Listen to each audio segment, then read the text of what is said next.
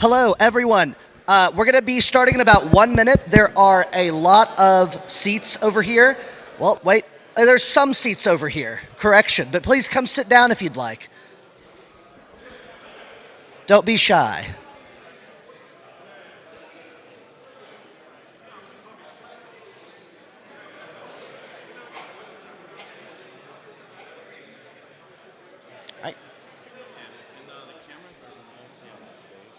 Yeah, I'm gonna go and unstop it here. Yeah. Okay, good. Yeah, Blake, just give me a thumbs up when you're ready. At any point he can come up. Just give me a thumbs up and I'll stop talking. Yeah. All right, let's get started. Hello, welcome.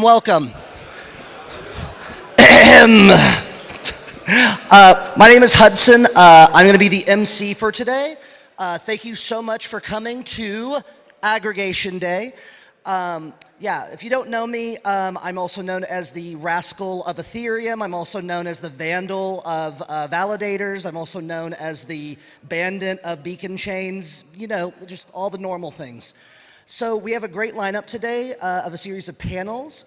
And we are just very happy to have you here. If you're tuning in online on the live stream, isn't it crazy that we could have video go through like the air and like get to you right now?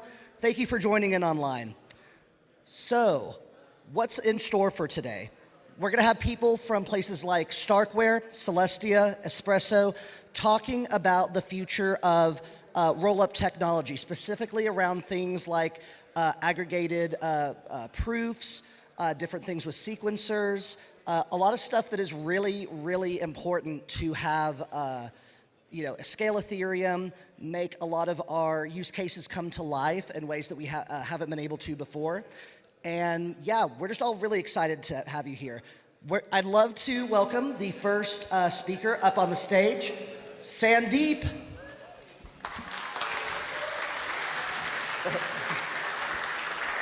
Hello everyone. Yeah, welcome to the Aggregation Day. This is our series around this whole aggregation category which is forming and growing. We started this like few months back, and I'm very glad to know that the industry is picking up the aggregation thesis, and today we have like probably 10 companies or new projects that have been funded by various investors and all that, and very good teams are working on something on this domain. And I always keep revisiting this question that why are we doing all of this, right? The ag layer and all that. And that has to do with our core mission that we always keep saying, that we want to create the Web3 infra at the scale of internet, which means that we are not talking about, we have so many chains, famous chains, like we have 2000 TPS, 5000 TPS, 50,000 TPS. New projects are saying they can do 100,000 TPS. But we are like, even if some chain has 100,000 TPS, it's not enough for the entire world's Web3 to exist on it. Like one single or few good applications can consume that entire throughput.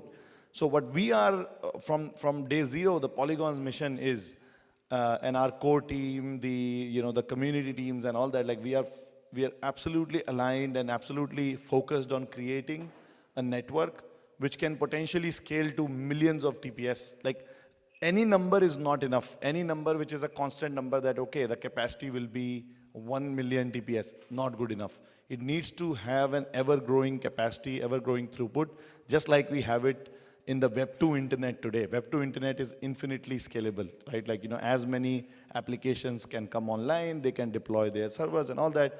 And that's what we are doing with, the ag layer. Ag layer is basically a layer where, hundreds, thousands, or even millions of such chains, which each of them can have thousands of TPS, they all connect and, interoperate with each other. And for the end user, they unify liquidity in a way like, many guests will run you through that how ag layer achieves that. But at the end, for the end users, it will feel like they are on one single chain. Whereas, like, in the in the underlying infrastructure where there is like settlement on Ethereum and then Ag layer and all that. For the end users, it's like an infinitely growing chain with one single interface. So they feel like they are a part of one single chain. That's the goal of Ag layer. And eventually with ZK, with all the amazing work that Polygon teams are doing, we feel that, we are in 3 to 5 years, probably we'll reach a place where you can have like almost real-time ZK proving. Like when I say almost, like, I mean, extremely fast ZK proving. And for that, we are going to have huge amount of capacity. And the community generally, feels that this real-time ZK computing and all that is probably 3 to 5 years from here, right? Like we have like, Jordi and team built an extremely fast prover, and already we have very, very cost-efficient ZK proving. Like I think on Polygon Hermes, the proving cost is like 0.00001, like so 4 zeros 1 or 4 zeros 2. So it's super, super cheap. But still, like it takes like, minimum 2.5 to 5 minutes to generate a proof. And the community wants, in the ZK research community, we want like the almost real time, like, maybe milliseconds or at least like sub-second ZK proofs. And that everybody thinks is like 3 to 5 years, away. And we are always trying to look forward, like, all the ZK proving, like last year we launched the ZK EVM. Our teams are already looking at Gen 2, Gen 3 kind of provers, and many of those will be talked here.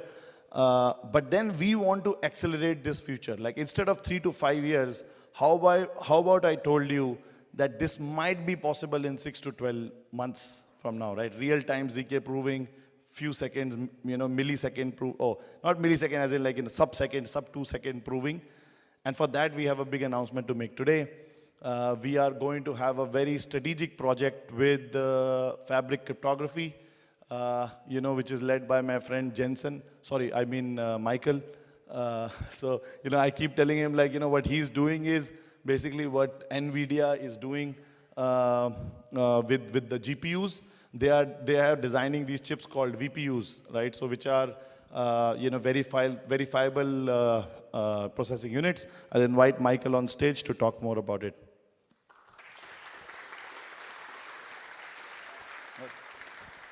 I would also invite Mihailo on stage to say a few words about it. Anything. Thank you, Satya. Oh.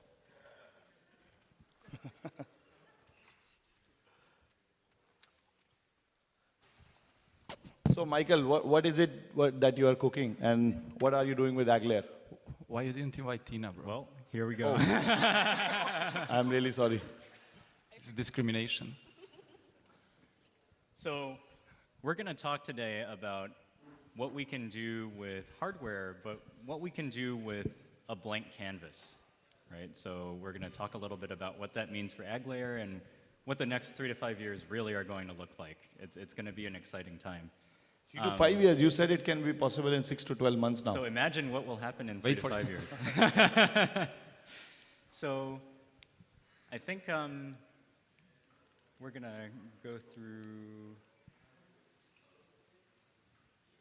So the story began a few months ago. We had the good fortune of first meeting, Daniel, Bobbin, and then later on Sandeep and Mihailo, and we've had months and months of conversations about the future of Polygon and about the future of Fabric. And this has really been a really great conversation. One of the first really striking things to me was that the conversation wasn't just about what's your proving cost? What exactly are you going to shrink the cents per transactions to? It was really about our shared vision, right? And like Sandeep said, it was our shared vision of creating an internet-scale blockchain that has the same vibrance, that has the same creativity, that has the same proliferation, Cambrian explosion of apps that the internet does today, right? We want blockchain to look like the internet in the 2020s and not the internet back in the 1980s. And that's really what this collaboration is really all about. So this has, first and foremost been a work of love for both teams. And, we really get along with the Polygon guys. So we're really happy to be making this announcement with them specifically. Yeah, I don't know if you can see the text at the bottom, but it says accelerating ZK with friendship. Yeah. But Michael, if for the people who are uninitiated in this VPU, paradigm, if you want to share what exactly are VPUs, what exactly are you doing? Of course. Why do you think? Yeah. Before that, I would just like to, can you guys take notice of this? It says F plus P equals fin. So that's fabric plus polygon equals fin. That's how cheesy I am. So I wrote it. Thank you, Mihailo. So really, this is all about the concept that today, a ZK VM kind of runs at the speed of a CPU back in the 1980s, right? So kilohertz, hundreds of kilohertz is a win. Megahertz is really great. This is not the world that we should be living in 2024, right? If we want to create an internet scale blockchain, we need to fast forward Moore's law a couple decades, right? And so ultimately, performance is what really is going to get us there. And if you look at every other industry has been transformed by a series of microprocessors, right? So we had the CPU from Intel. It put a computer in every home in the 1990s. You have the GPU from NVIDIA. It inaugurated the era of 3D graphics and gaming, and then later on, the era of ChatGPT, right? Well, so far, everyone thinks that the GPUs are going to also be the next era of blockchain. And we think that it's time for Web3 to have its own. We think that it's time to create a processor dedicated to the art and science of running cryptography really, really fast. And not just zero-language proofs. We're talking about fully homomorphic encryption. We're talking about all sorts of future cryptography, right? We really want to create a blank canvas for all of cryptography 2.0. And so this is the VPU. This is what we're building. The VPU is the verifiable processing unit. Can you get the mic closer? Yeah, sure. So the VPU is the verifiable processing unit. It's basically a chip designed from the ground up to accelerate all of cryptography. The VPU isn't a Bitcoin mining chip. It's not an Ethereum mining chip. It's not a chip that only does one thing. It's actually designed much more like a microprocessor. So much like a CPU or a GPU, you can write code, and the code can tell the VPU exactly what to do. And so we support dozens of today's super awesome crypto primitives, everything from Merkleization to NTT. And the big thing is that we support all these primitives not because we have fixed function blocks on the chip, but because we have a chip that can do anything. So this is, the unique thing about the VPU is a whole chip dedicated to cryptography. It's got 10 times the GPU in terms of big int operations, which are the most commonly used operations in cryptography. And it's got an interconnect that is state of the art. So you don't need a powerful server processor outside. The whole thing, Linux, your prover, Geth or Reth, the whole thing can run on the same chip. And so we're making a server. So we're not just making a chip, we're making a whole server that's going to go in data centers all around the world with 6 cards, and each card is going to have 3 of our chips on it. So this is the most advanced cryptography processor, the most advanced cryptography machine on Earth. It's got high performance, it's got general purpose, it's easily programmable, and it's scalable to mass production. We plan to scale to thousands of machines that we're going to be shipping starting later this year. The chip has 40 cores of dedicated cryptography compute. It's got all sorts of high bandwidth memory, and it's got RISC-V cores that can boot Linux. So an all-in-one cryptographic computer, the first in the world. And this is the card. This is going to be shipping. And you're going to be able to see these cards very, very soon, and they're going to be accelerating the ag layer, and we're really proud of that. So a few words about the implications of this, because so far, this just sounds like, okay, high-performance hardware. So who cares, right? Well, it's the opinion of the Ethereum community, and we share in this opinion that ZK is really where things are going, right? That ZK rollups are really the end game for scaling, and that ultimately, in 10 years, everything should be ZK. Just the mic, just the mic. Sorry. And so what is really cool is, just like Sandeep was saying, AgLayer was waiting for real-time ZK EVM in 3 to 5 years. We're planning to release this in 6 to 12 months in close collaboration with the Polygon team. Yeah, and Sandeep, do you want to say more? Or do you want to say more? Or Mihailo? Yeah, I mean, I have so much to say, really. Strictly from the technical viewpoint, we are very, very excited about this collaboration because I think it's fair to say that Polygon ZK team is now probably the strongest ZK team in the industry or in the world, if you will. And I think our researchers and engineers have really managed to push the performance on the software side to its limits. And our ZK tech is known to be blazing fast and performant and all of that. With Fabric now, we are pushing performance to the next frontier, like another 2 orders of magnitude on the hardware side. And that's like super exciting. And the possibilities that this is going to open are really incredible. Like, I'm going to have a chat with Justin now, and maybe we can touch on some of these things. But really, once you understand the potential, when you have this incredibly low latency and incredibly low costs for proving anything, basically using ZK, it seems like we are ready for prime time. We're ready for mass adoption in terms of infrastructure. So that's strictly from the technical viewpoint. From the personal or human viewpoint, we have had such a great time with Tina and Michael in Bali and then in Dubai and here now. And we're really connected on this kind of personal level. And we have been really impressed by, these guys are true specialists, like they're experts on the hardware side and their entire team. But we're also impressed with the width of their thinking, how deep they are thinking about this entire ecosystem, about Web3, about implications on our society and everything. And it has been really a pleasure speaking and getting to know them. So yeah, I'm just very, very excited. I also want to say, like, why, especially for the Polygon community and ZK, the people who are working in the Polygon community and the ZK researchers and all that, is that there is a fair bit of convergence also is happening around the ZK tech, right? Like now you see almost all, most of the top protocols, if you see around, they are either, converging towards like the Plonky 2 kind of paradigms, which is Polygon's, ZK library and proving system, Plonky 2, and now, like, for example, SP1s of the world, they are, building Valida, they are building on Plonky 3. There are like other ZK VMs, interesting ZK VM solutions coming in, some being built from our, Polygon team and a lot of ecosystem teams. They're also built around like Pill2 and, Plonky 3, the solutions that we're building. And now when they can have a hardware accelerated, extremely fast performance, we believe that, the ZK, it will be able to expedite, the adoption of ZK and the actual usage of ZK by multiple chains. Because for the end users, the cost of ZK will completely be, in a way, sunset from the end user's perspective. And, that's when, like, I think the true ZK summer will happen.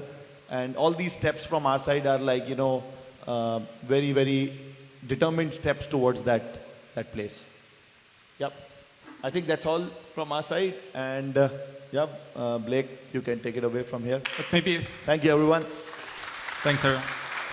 Thank you, Sandeep. Yes, thank you all so much. All right. Thank you so much.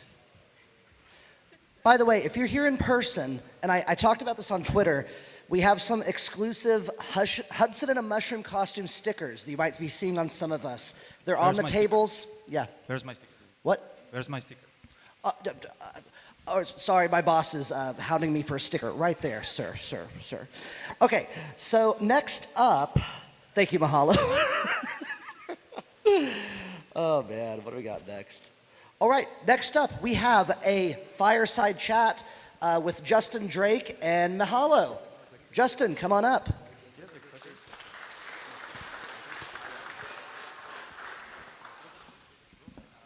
It's raining a little bit here. It's fine. It's okay. I live in the UK. I'm used to rain.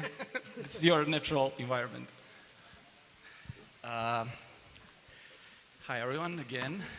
It is my pleasure today to welcome and chat with Justin Drake.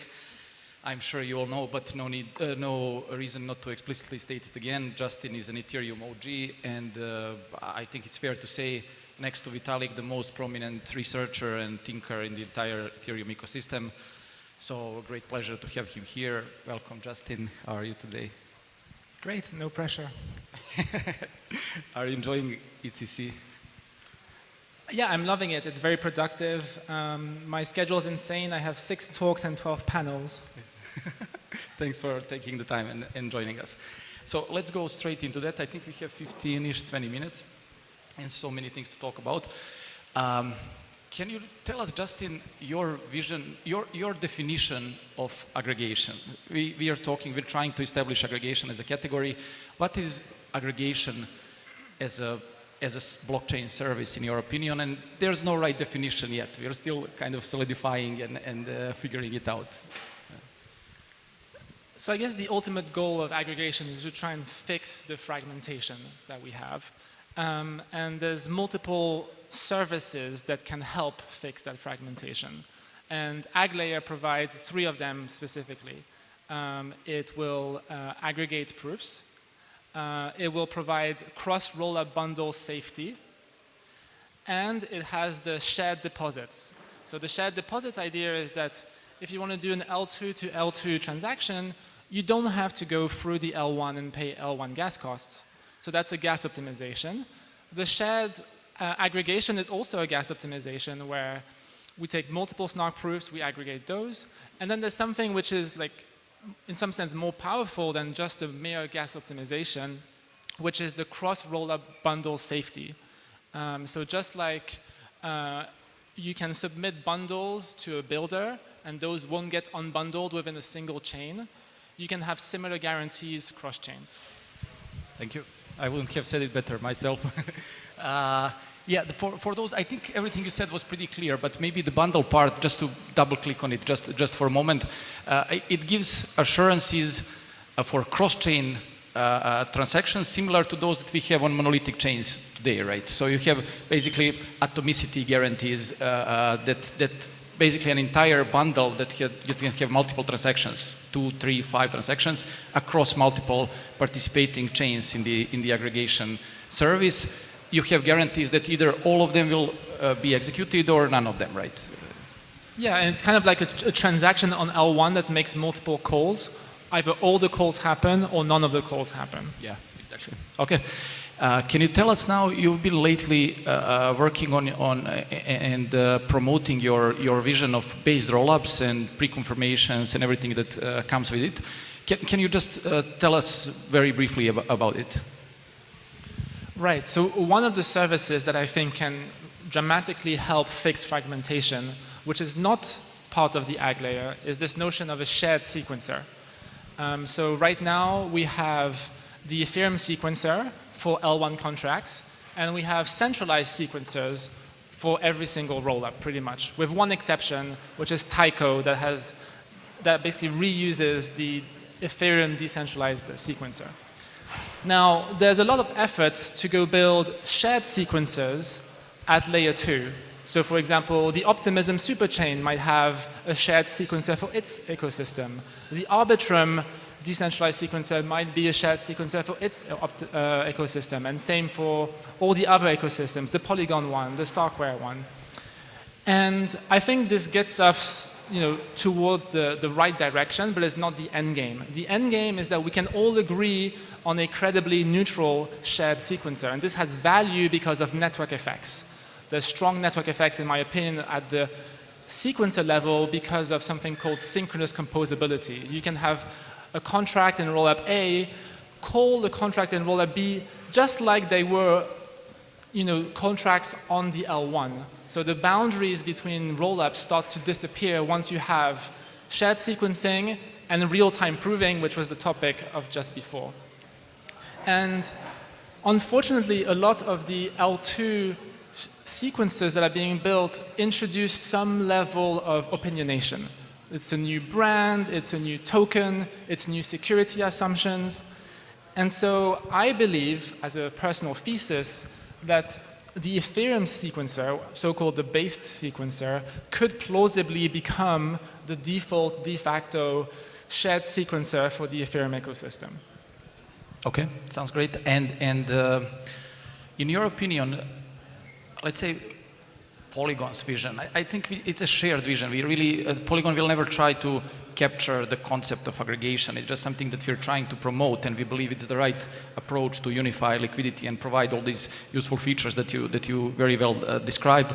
But this vision of aggregation, compare, or how does it tie, or how is it connected to everything that you're talking about and working on with based rollups, with the shared sequencer, based shared sequencer and pre-confirmations? Are these visions compatible or competing, or how do you think about it? They are 100% complementary towards this broader goal of fixing Ethereum fragmentation. So we're going to need a few of these services. So we've mentioned 4 so far, the 3 from AgLayer, the 1 from shared sequencing, and there's a few more. Like one of them, which is interesting, is shared data compression.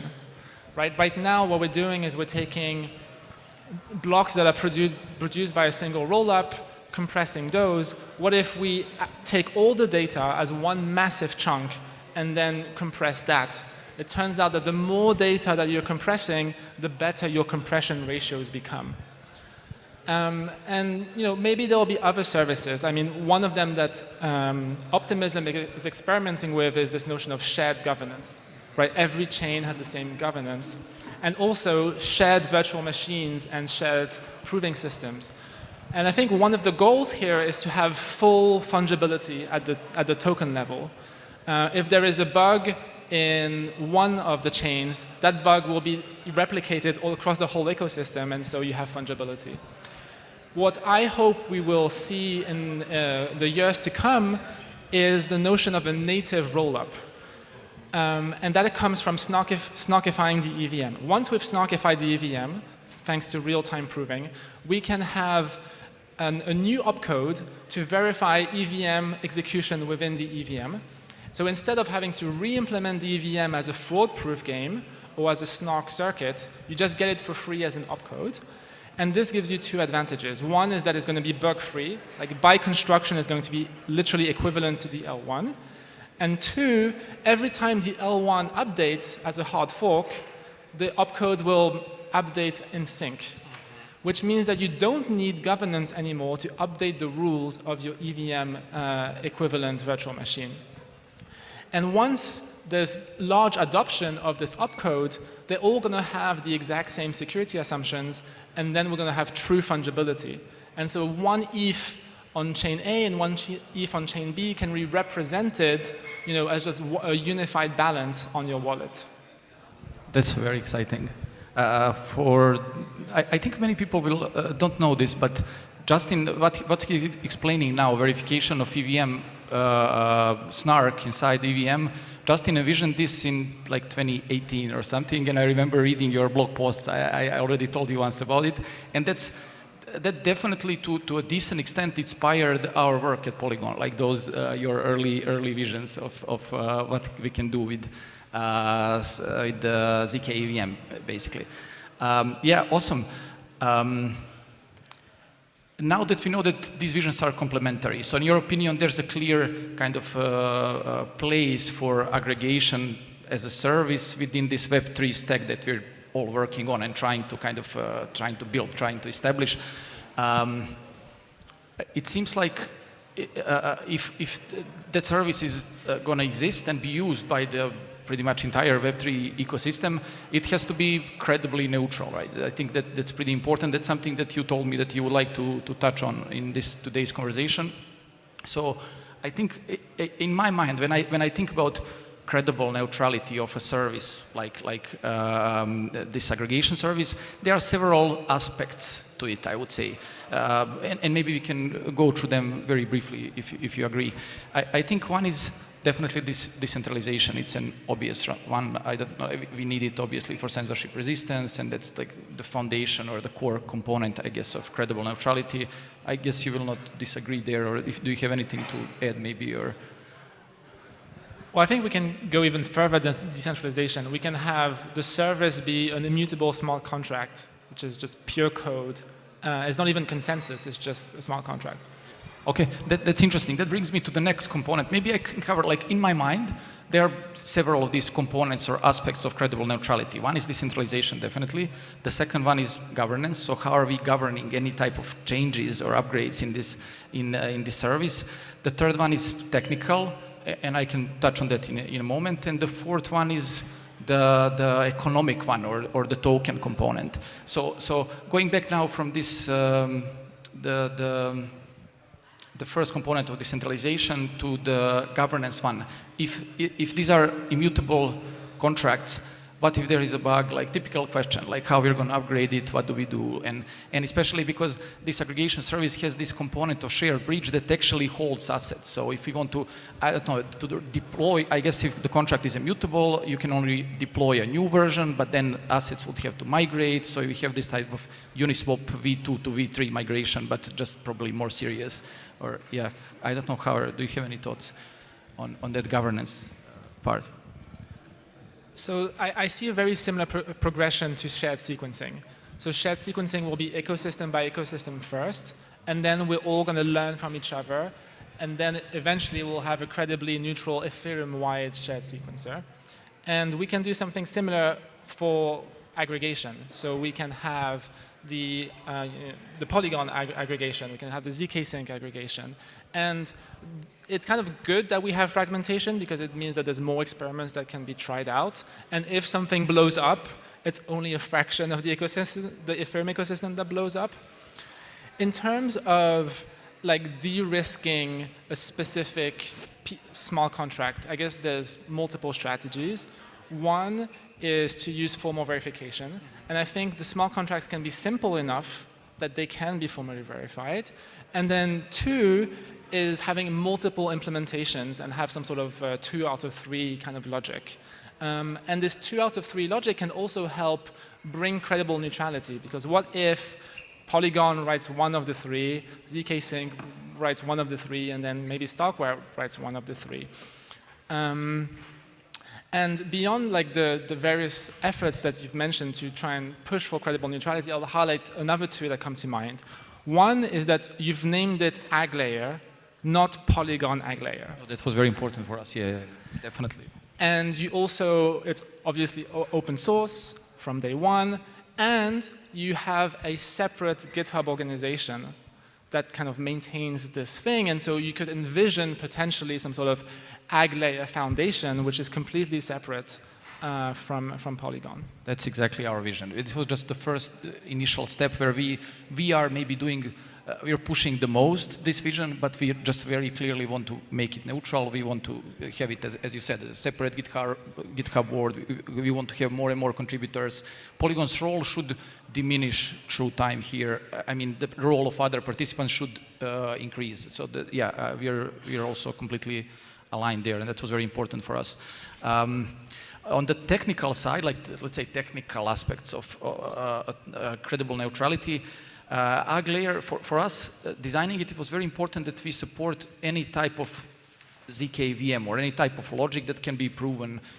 From our side, that was the core part or the most important part when it comes to this technical credible neutrality. So basically you can have Solana VM, you can have VVM, you can have anything that can be proven with SP1, you can have Maiden VM connected to the Ag Layer. Is there anything maybe that comes to mind when it comes to these technical aspects that ties to credible neutrality?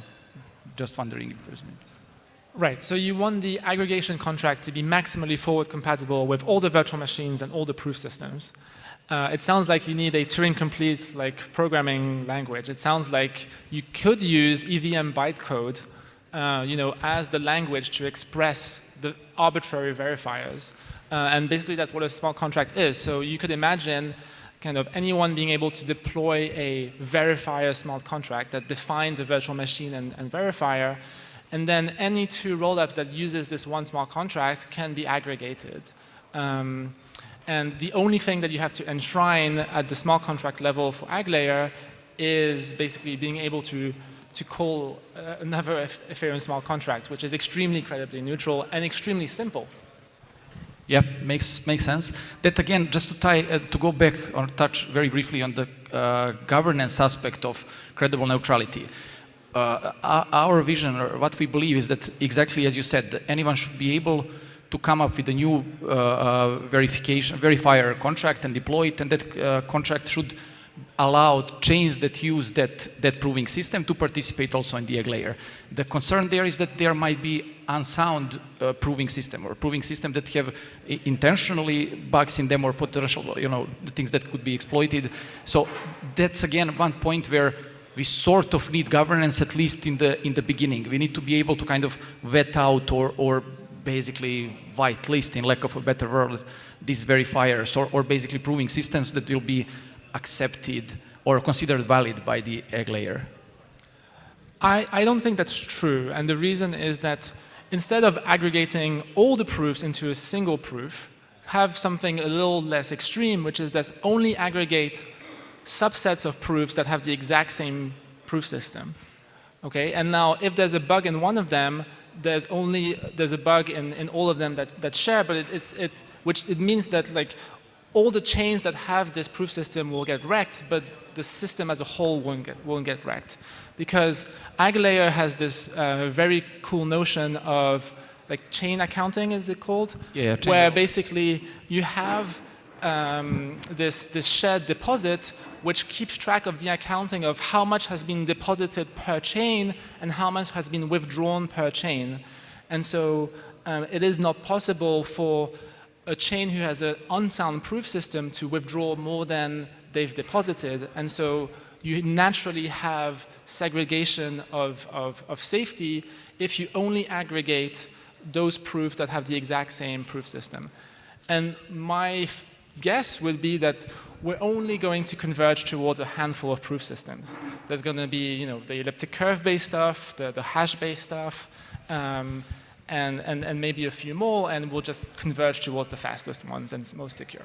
Yeah, we definitely agree. There's going to be some convergence there, and we're nearing basically maturity, I would say, when it comes to proving systems. There may be some promising things like BNUs or binary field-based proving systems, but other than that, it feels like we are kind of getting to the limits of what we can do on the software side, at least. Yeah. So really, all we need is the Ethereum layer 1 gas limit to be large enough to verify, 5 different proofs from 5 different proof systems. But under the hood, each proof system will aggregate all the proofs that share this proof system. Okay, makes sense. And the last component is that economic one, and or the token part. How do you see? So a token has at least 2 aspects, like the usage of a token in a service, decentralized service such as egg layer. There's this staking, or basically Sybil anti-Sybil mechanism, which we normally address by using proof of stake.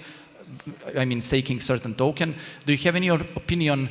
Would you consider a pool-staked, decentralized egg layer credibly neutral? No.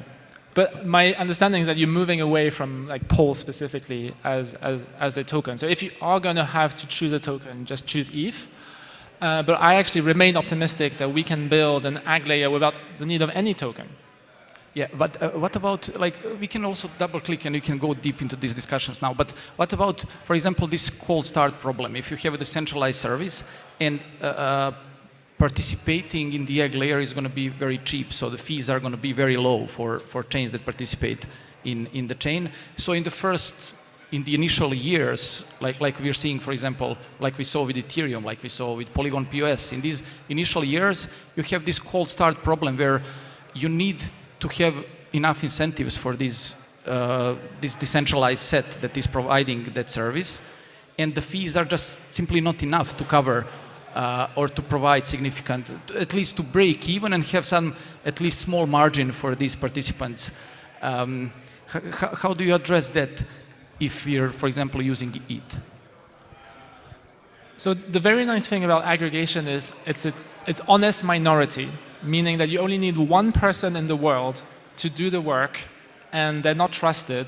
And so you can, in the short term, for bootstrapping purposes, just rely on altruism. Like, just assume that there exists one subsidized entity, maybe you, like personally, from home, just doing the work for free, And then, if you do need some sort of fancy coordination, that can happen off-chain. That doesn't have to be enshrined in the aggregation smart contract.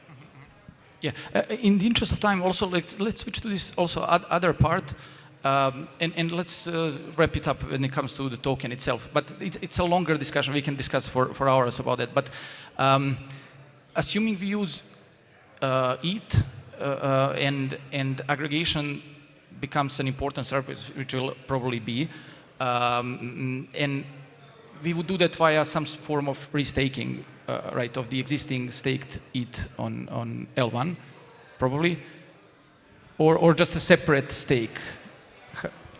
Okay, so if it's separate stake, we're fragmenting the economic security. If it's restaking, then there are these risks that Vitalik wrote about some months ago. Basically, assuming you have this stake contract on Ether and on Ethereum L1 that's used to secure Ethereum itself, and then you restake a huge chunk of that for another service, for example, egg layer, that introduces certain risks that Vitalik wrote about in that blog post. I believe you know which one I'm talking about. I mean, I'm probably missing something, but the Agg layer is like these 3 sub-services, right?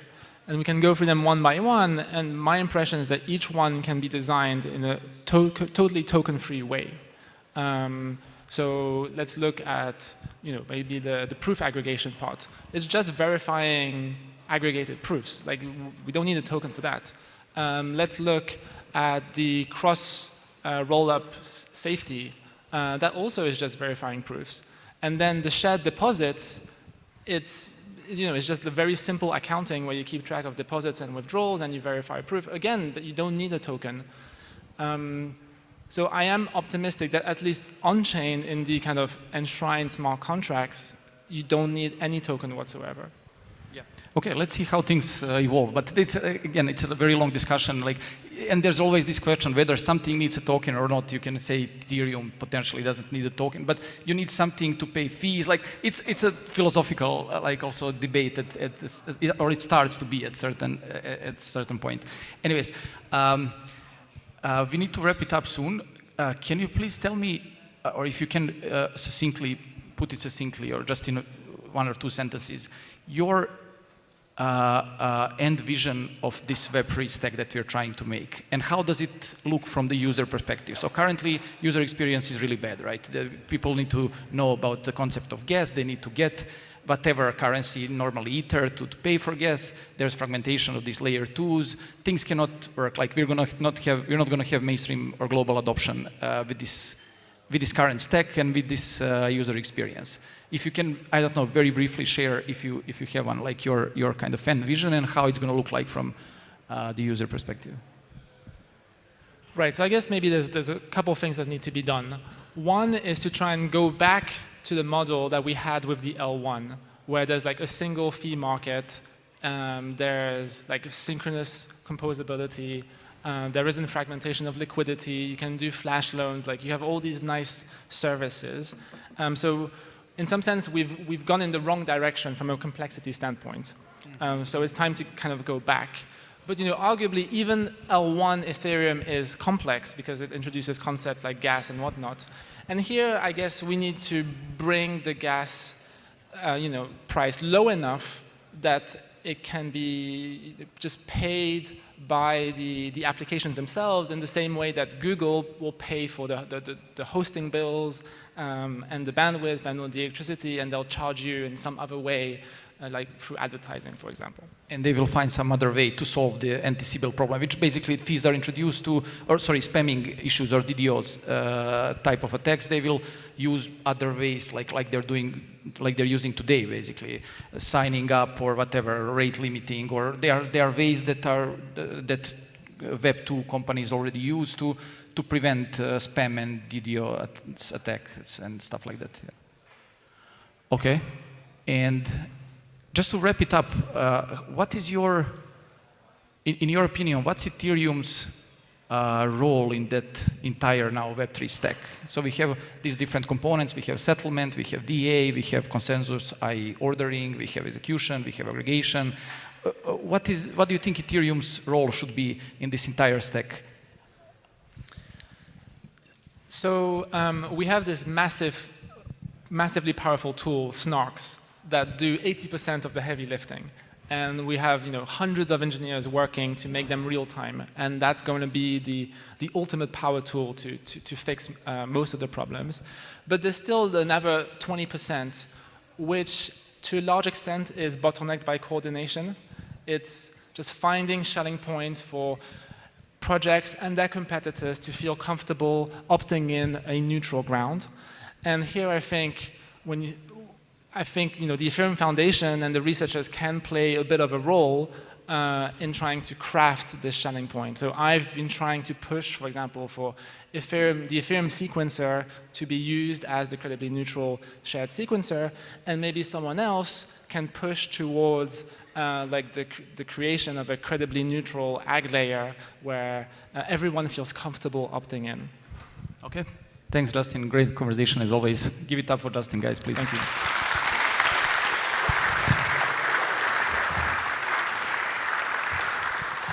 Thank you all so much.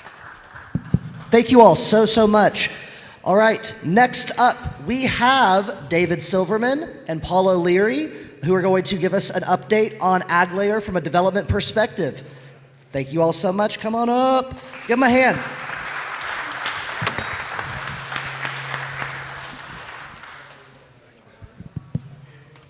Thank you, thank you. After you. Wow, kind of a tough act to follow there. It's very information dense. Let's see it stay out of the way. Real quick intros. I'm Paul O'Leary, CTO, Polygon Labs. I'm David Silverman, VP Product, Polygon Labs. Awesome. So we're here to give an update on the AgLayer roadmap and where we stand. And I guess a constant reminder, all of this is being built in public. GitHub.com/AgLayer. We are super happy to have a bunch of different collaborators in the room. We're building this all together to go ahead. So what is the vision of AgLayer? Our goal by the end of this year is to have the AgLayer being the top interoperability solution in market, 50+ chains, both EVM and non-EVM, with a token bridge secured by the pessimistic proof, which is that chain level accounting that Justin and Hyla were talking about earlier. We're going to have libraries that let the AgLayer be deployed on all major blockchain architectures. That is not just CDK, that is things like OP Stack, ArbOS, MaidenVM, Move, Cairo, SVM, Polaris, and Cosm Wasm. We also want to have provers and aggregation circuits covering the major consensus methods and VMs, POA, Peppermint, Tendermint, Gasper for Ethereum, the Type 2 and Type 1 EVM, OP client, etc. That's a lot of work. It's not going to be done just by us. We are very grateful to the number of teams that are in this room right now helping bring this vision to life. And you're going to hear us just continually say, if you want to help get involved, go to the GitHub. There's plenty of work to be done.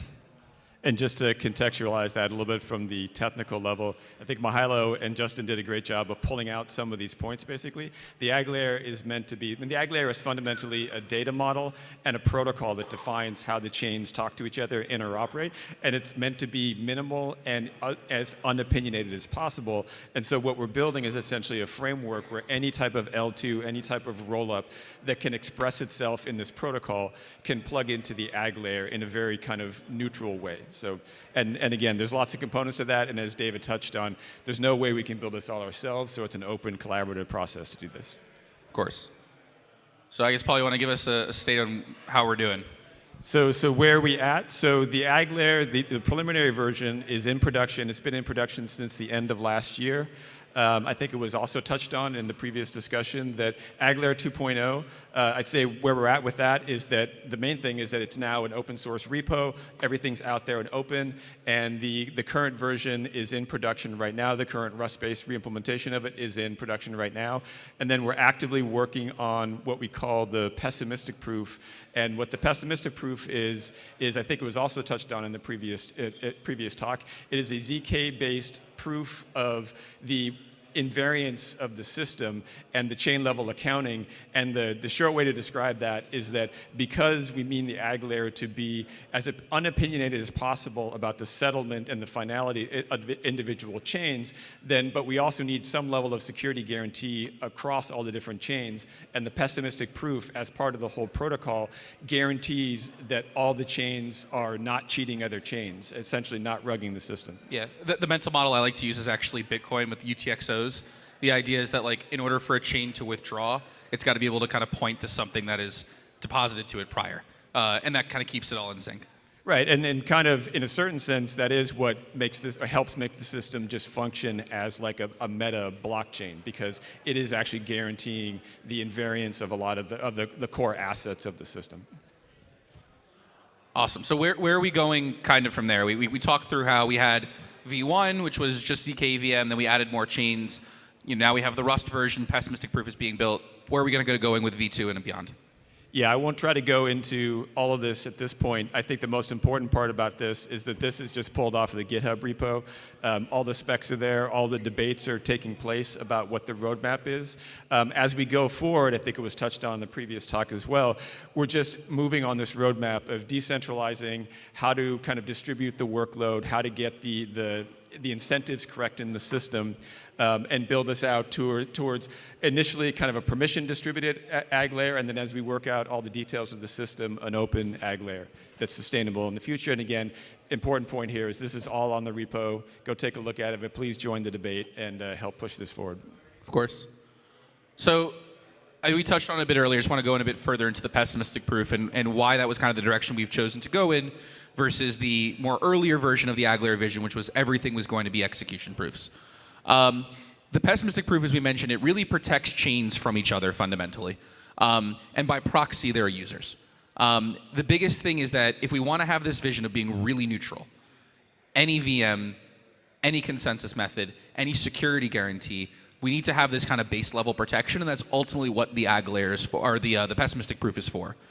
And even for systems that use ZK, if we wanted to add a bunch of different ZK provers from a bunch of different teams on there, there is soundness bugs. I think Jordy has spoken about this before on various podcasts and places that like there is no ZK EVM prover today that does not have a soundness bug in it somewhere. Whether it's been found or not, it's somewhere there. These are too large code bases to not have a bug.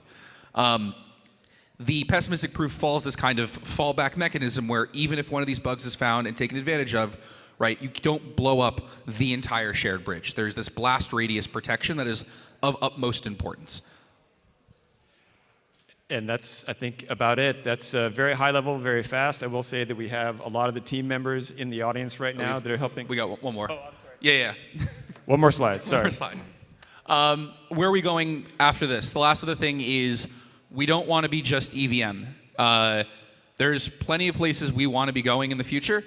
We also have the Maiden team. I think they're doing a demo tomorrow showing client-side proving. There's amazing stuff going on there. There's tons of stuff happening with other execution environments, StarkNet with Cairo, Fuel has the Fuel VM, and our goal is to bring everything in. The first step of this is something called EVM Sovereign. This is going to let any EVM chain join the ag layer. You do not need to be just CDK.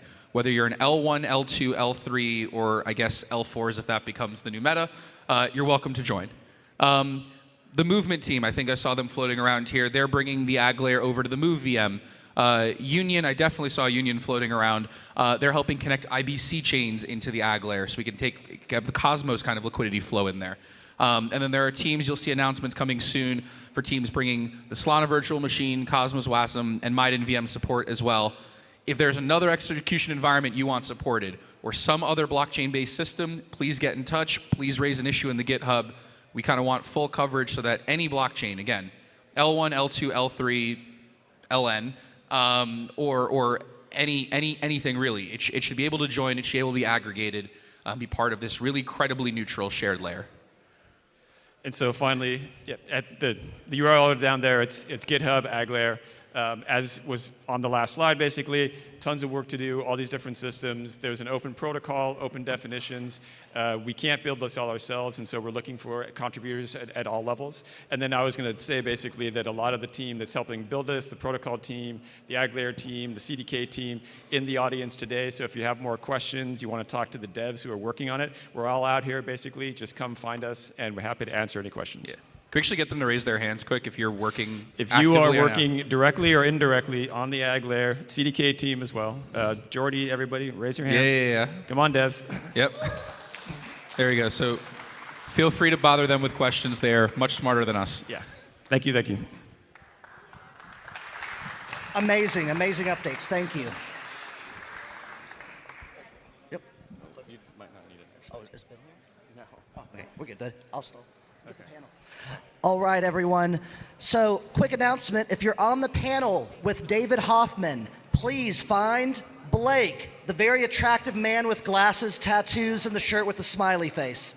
Find him. The people who are on that panel, I had a list. Oh, here's the list. Okay, so if you are Vince Yang, Ben Fish, Alton Tudor, or Jordy Bellina, please find Blake. So when it comes to the Agglayer, something that I think has been overlooked by a lot of other projects that are trying to do this, aggregation thesis is getting a lot of other teams to come in and contribute.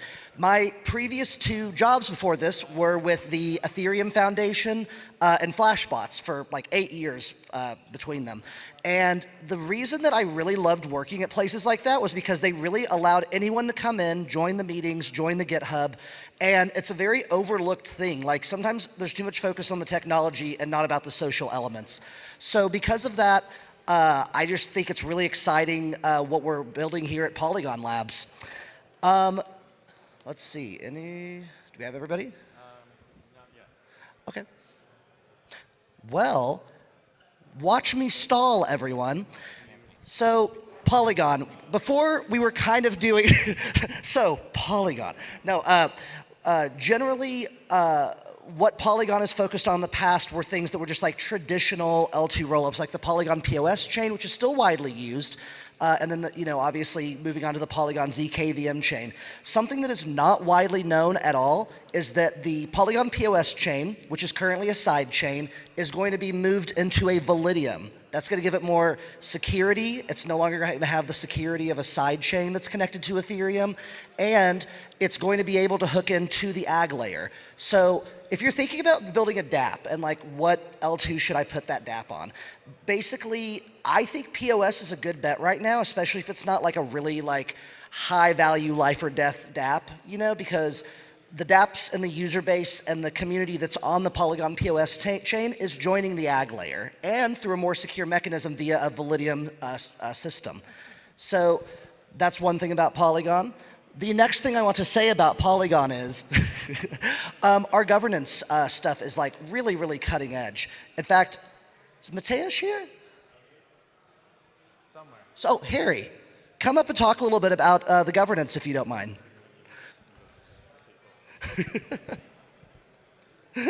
And I can help you with this. Where's the other mic?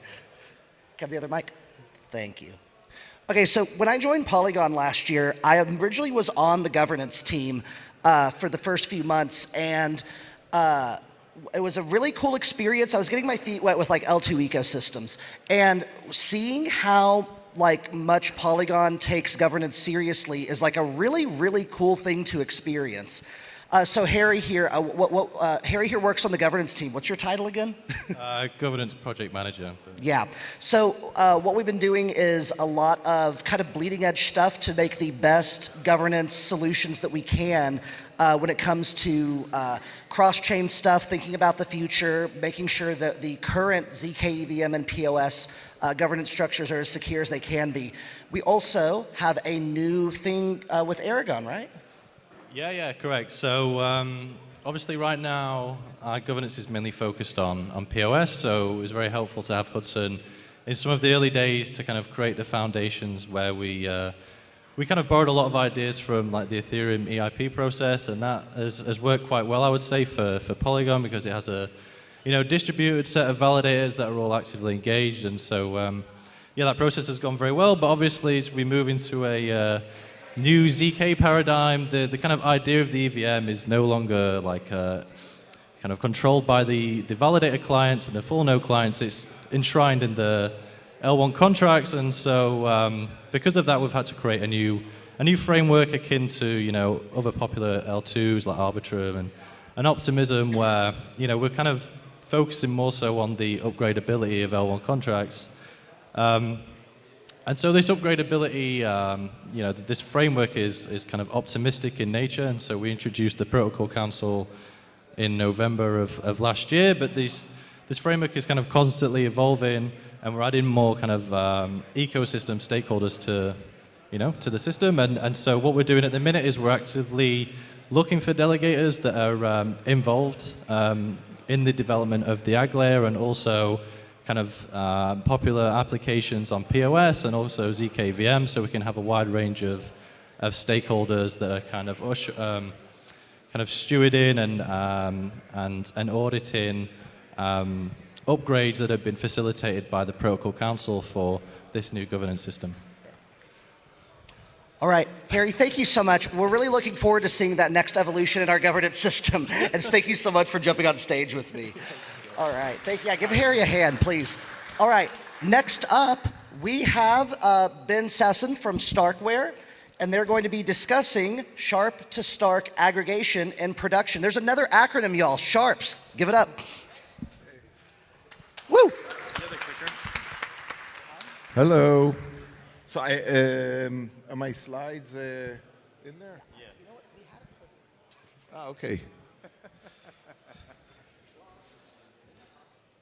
I can sing meanwhile. If you just want to tell him next slide, he'll do it for you. Oh, next slide, please.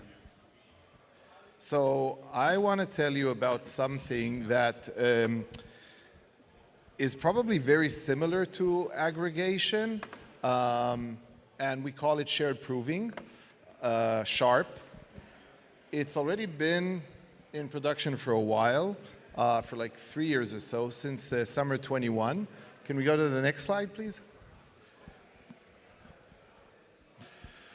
So who are we? My name is Eli. I'm a co-founder and CEO of Starkware.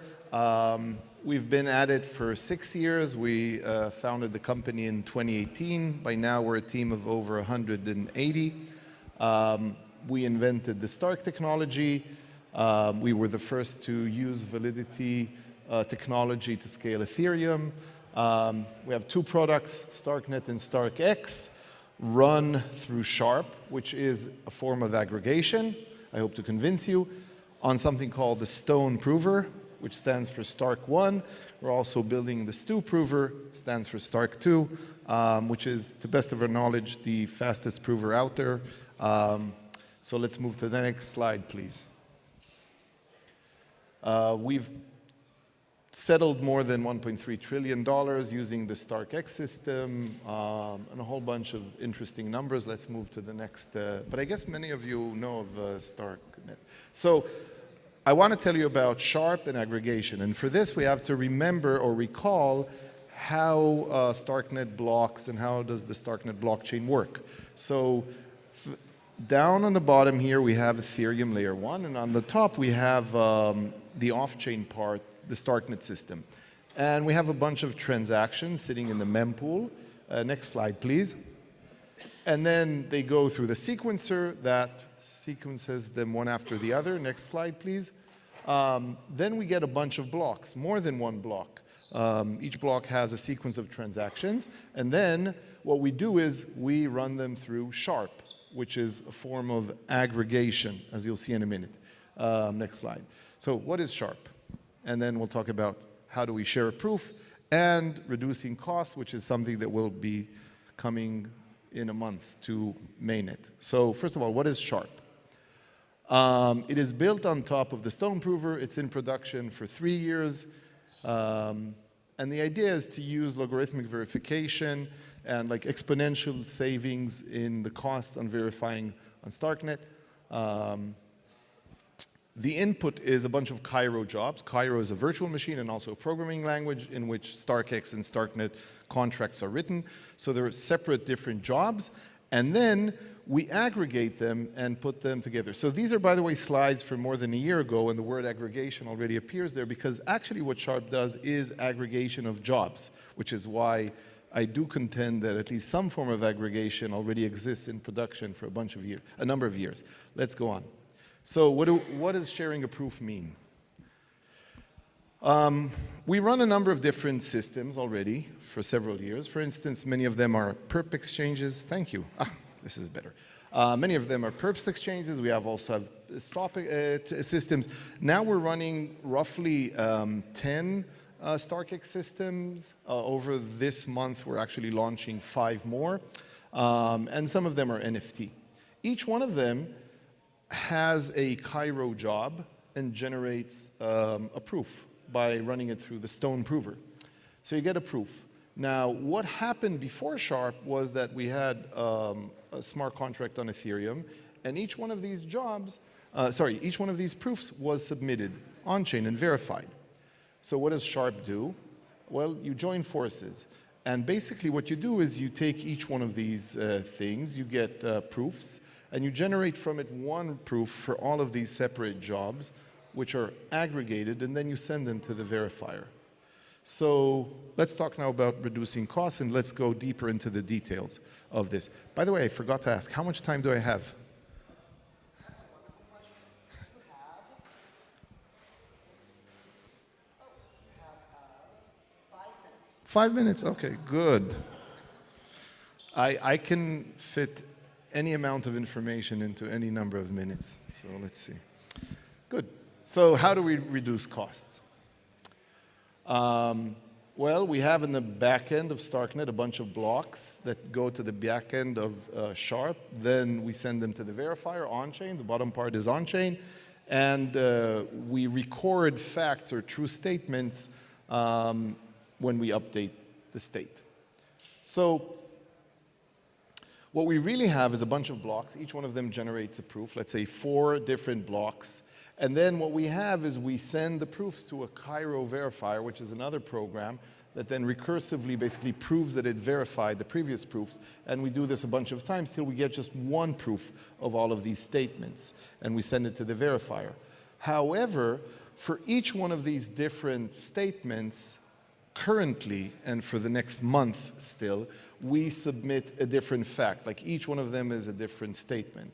And then we also send 4 different state updates for each one of these, okay? And then what we get is something that is not so efficient, because basically we have a bunch of updates that are once per block. So even though we submit one proof for many blocks, we have to pay for each block something.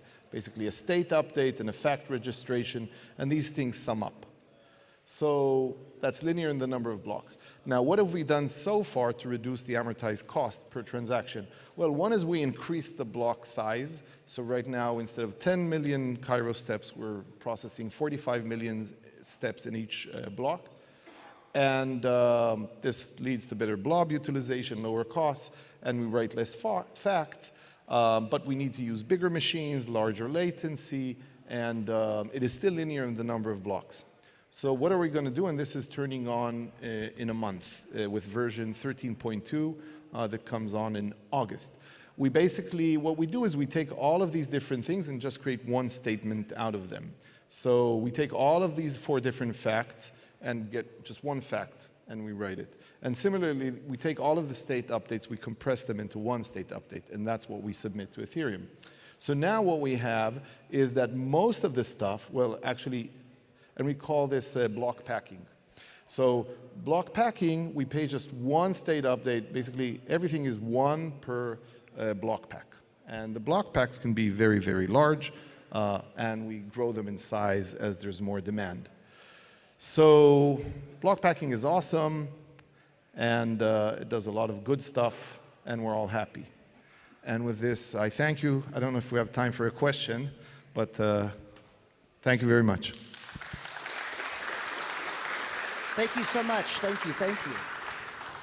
Man, all that stuff's super cool. All right, next up, we have our first panel. The panel is going to be with David Hoffman from Bankless as the co-owner of Bankless, Vince Yang, the co-founder of ZK Link, Ben Fish, the CEO of Espresso Systems, Alton Tudor, co-founder and CEO of Nuffle Labs, and Jordi Bellina, co-founder of Polygon. Come on stage.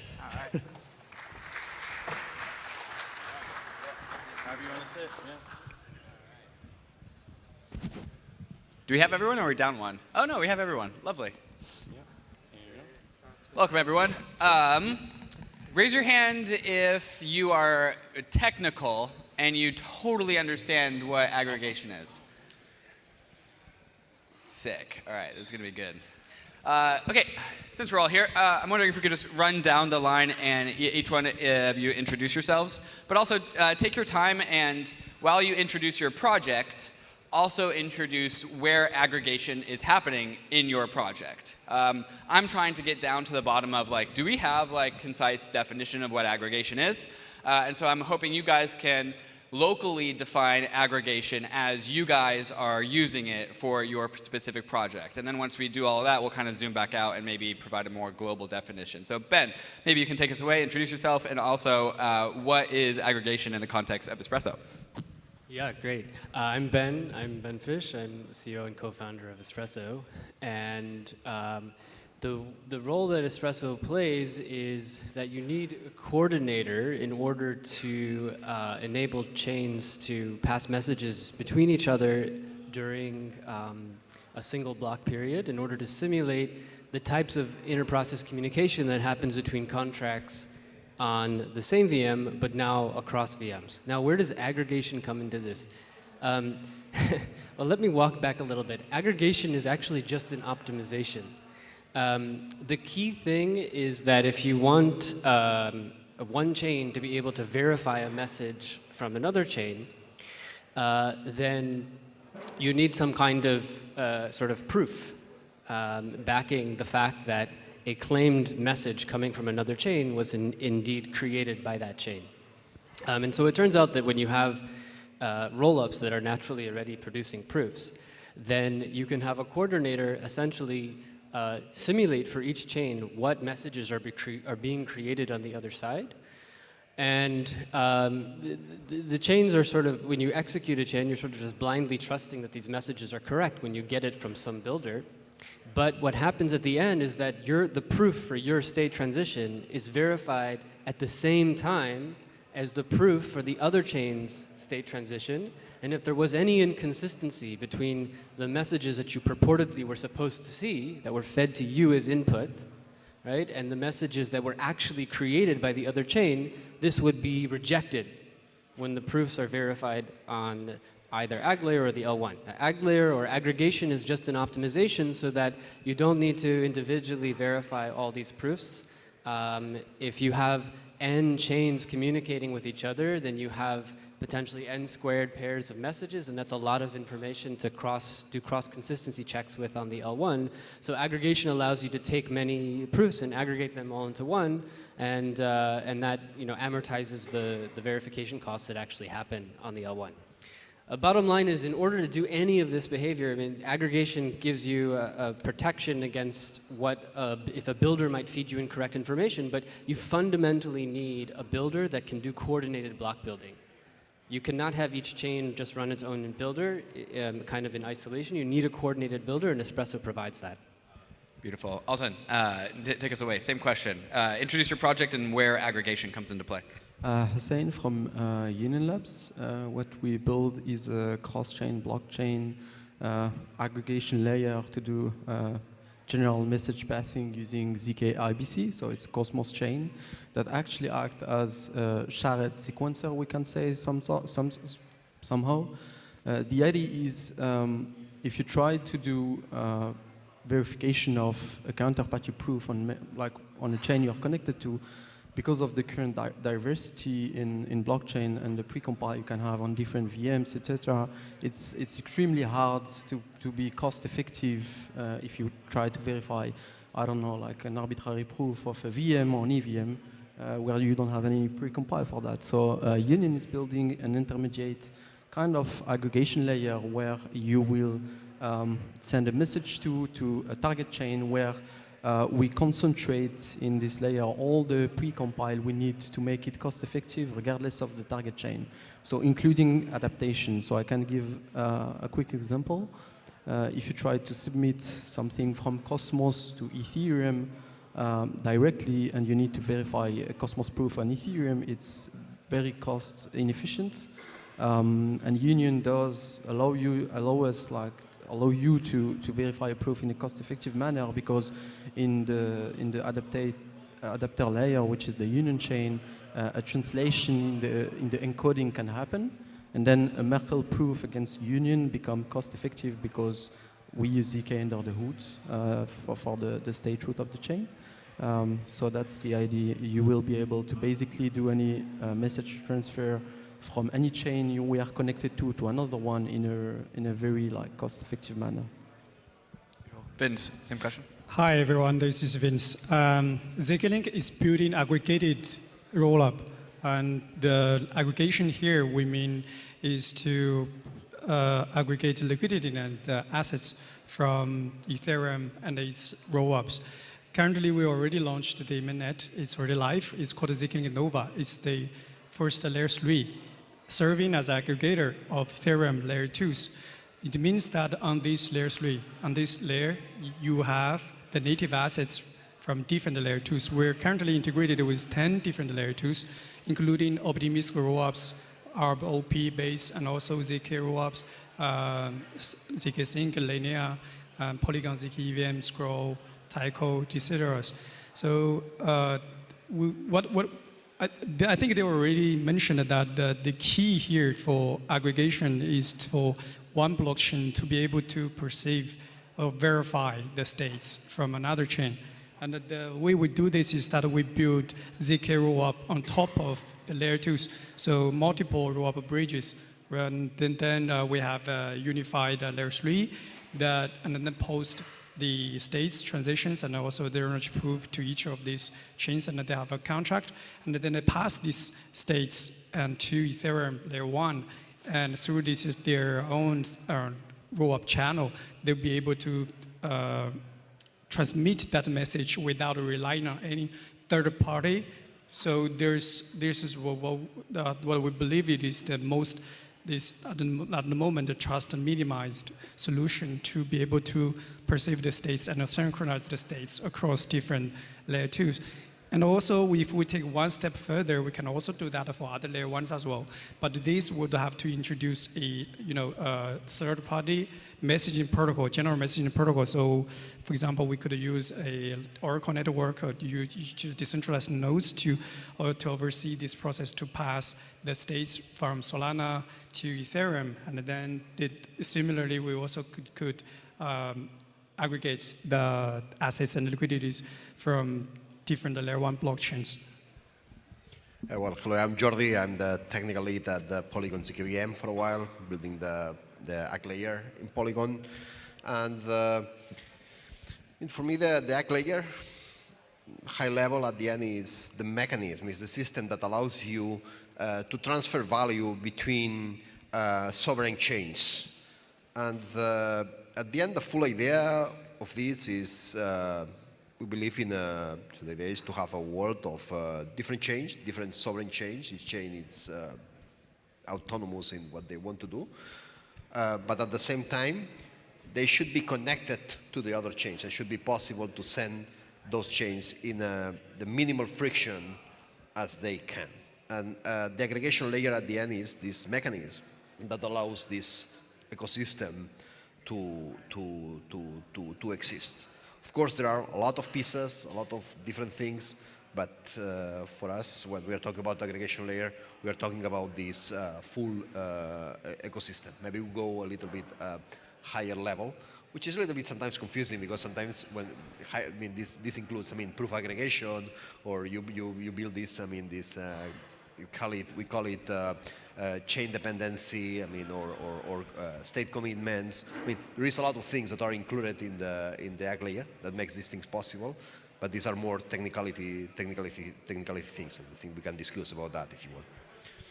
Hi everyone, I guess I'm David, Alton from Nuffle Labs, one of the co-founders. We just spun out a NEAR Foundation, and Pagoda. We were the builders of NearDA. That was our first product. And the second product we're building, which is related to aggregation, is the fast finality layer ABS. It uses obviously NearDA to store transaction ordering of a rollup. We get that from the sequencer, and the most important part and the aggregation part is eigenlayer operators take that sort of ordering, run a full node or an attestation, actually get the block headers from Infura and attest to the state across, let's say, 50 operators or 100 operators, whatever you wanna grab in that system. So aggregation for us is pretty much aggregating the state and give it to sort of cross-chain applications really to do something on OP and do something else on ARB. So that's our perspective. I want to ask a kind of a high-level question, because I think maybe, if my intuition is right, the answer is different, perhaps. So check me on this. But just generally, like, what is actually being aggregated? I think with Ben, you're aggregating transactions across chains. Agglayer is aggregating state of chains. But or am I wrong? Or is there some very simple answer of like, what is there a specific noun that is being aggregated? So I think the aggregation refers to aggregation of proofs. Yeah. For all of you, everyone's aggregating proofs. Everyone agrees? Yeah, I think for Union it's also the case. Yeah. Yeah. Jordi? I would not agree. I mean, I think aggregation of proof is just a detail. For me, it's aggregation of chains. I'm going farther. So like the shared bridge, for example, would also. Yeah, I mean, exactly. So it's everything. So I would say all these value transfers between chains. This is for me what's more. So what we are aggregating is somehow the chains. We need to see all the chains like a single chain. I mean, we're aggregating the full ecosystem. I mean, maybe we can say we can aggregate the state, but actually this is not even true because each chain has their own state and it's sovereign the state. But from the user perspective, they should see all these set of chains as a single chain, so that you can transfer something to the other chain and then come back and maybe just go to the, maybe do an exchange on the other side. I mean, these examples and all that in, transparent somehow to the user, which is probably the challenge of getting to this point. I mean, maintaining the sovereignty of the chains at the same time that will reduce the friction for transferring, for this transferring value between the chains.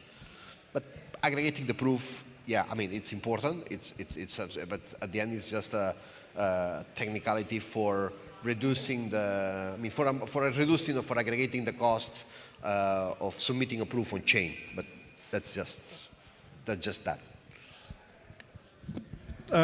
Well, this sounds very ideal. I mean, being sovereign chain and be able to transfer directly to each other. I think the shared bridge currently cannot provide that, unfortunately. But maybe there's a design that will be able to tackle this problem in the future. We have looked into the designs of different shared bridge solutions proposed by different tech stacks. Similarly, I think that most of these shared bridge chains will unfortunately have to give up the sovereignty over something. At least shared sequencers, at least maybe they are possible, but probably they cannot scale. I mean, I see a lot of difficulties for scaling these shared sequences idea.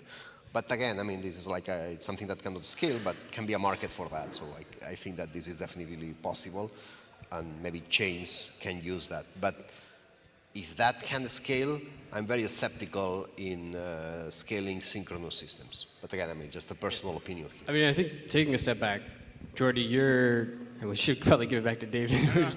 This is exactly what I want. Great. You're describing a holistic set of protocols that you view as sort of part of Agglayer, and of course this is sort of a semantic discussion, so that's a perfectly cool view. Wouldn't you agree though that I think what what we're talking about here is the degree to which, as you said in your own words, users can feel like they're on one chain when they're interacting across these different chains. And so there are different things that you can do on one chain. One of those things is being able to move your assets freely around. And so if you share a bridge with another chain, now those users can freely move their assets around, and they don't have to create a wrapped version of ETH on the other chain. They can actually just move ETH from their account in one contract to their account in the other. Other things, though, that users can do involve more synchronous interactions, right? And so through the holistic set of protocols that we're talking about, namely cross-chain communication protocols, coordinated block builders or shared sequencers, right?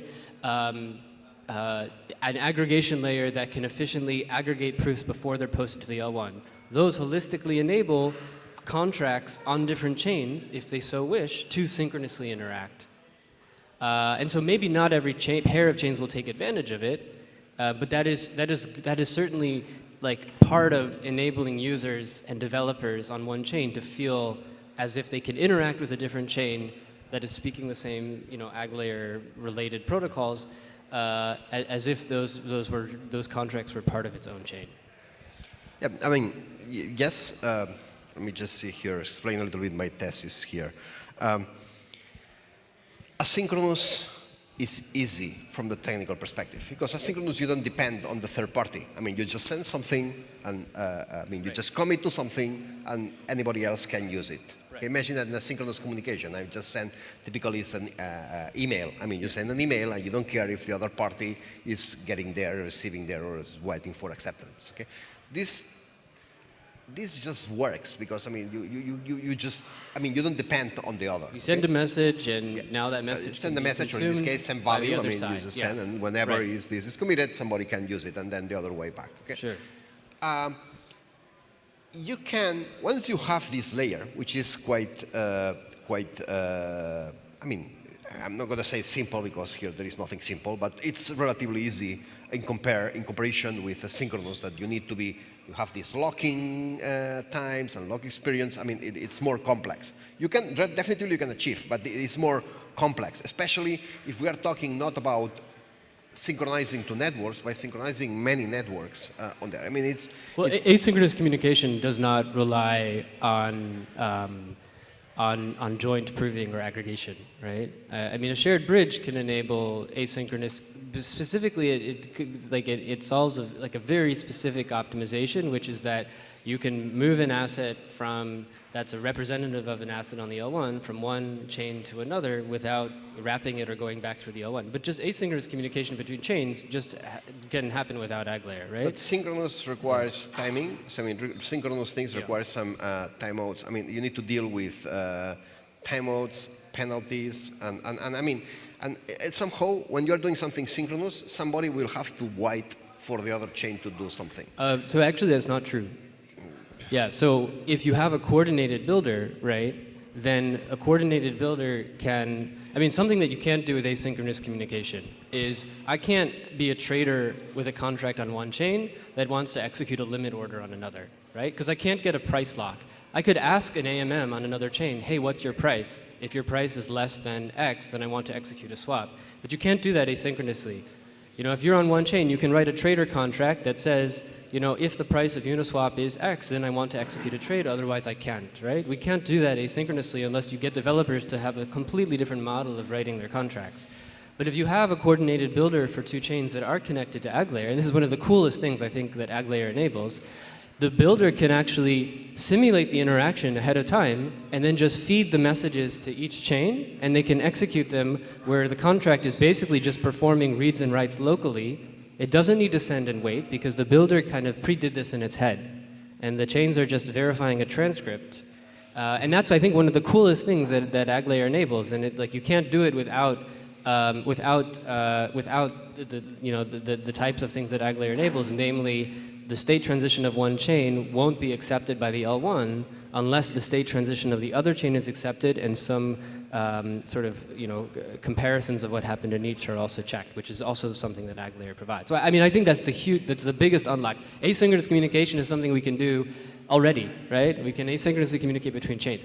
Ag layer enables synchronous communication between chains that are not in the same VM, and that's crazy, wild, but it does rely on having coordinated builders. I'm not saying that's not possible. What I'm saying is much more difficult to do synchronous thing, and it's more difficult to scale, and it's more difficult. It requires, monitoring all these coordinators, there's some sort of centralization, monitoring these chains, some sort of trust. I mean, it's not. So I don't want to say this is impossible. Of course, this is possible. But this is what I'm saying is that synchronous is much more. It's much more complex than asynchronous. Yes. And the other part is that once you have an asynchronous mechanism set in place, then doing things that can emulate synchronous. I mean, if you analyze the protocol that you described with this, I mean, you can do that easily when you have asynchronous. When you have this asynchronous communication. Sorry, when you have an asynchronous or synchronous? You can build a synchronous system. Yes. Relatively easy once you have the synchronous on top of that. Because all these mechanisms for checking, for trusting, you can build on top of that. Here, and this again is my thesis, is for me, the basic layer needs to be asynchronous. And then it's going to be like a second layer on top that using this asynchronous mechanism, you will be able to encapsulate, to abstract, and then the users will be able to work like synchronous. This is very much, for example, what's happened with, for example, in internet, RPC, the web RPCs, or I mean, this JSON RPCs mechanism or things like that. When in internet, somebody tried to build a synchronous protocol, and here I can put examples like RPC, the original Unix RPC, or DCOM from Microsoft, or Corba for people that's all in there. I mean, they just fail. And they didn't fail because they were not designed. They just failed because they were too complex. And dealing with all the things that can happen in an environment that's trustless, I mean, that can happen a lot of things, it's harder. Okay? So for me, I think it's better and faster approach to think in a synchronous. So first think in an asynchronous approach, consolidate the asynchronous, being able to communicate that asynchronous, and then on top of this asynchronous base layer, then build anything that looks like synchronous and that's deal with that. But again, I mean, this is the cool thing of this is that we are building that. I mean, and many projects are building that, and here we will see how the things progress and how the things are good. And I'm not in the full truth. I mean, we are talking about the future and beliefness, not in about that it's going to be that way.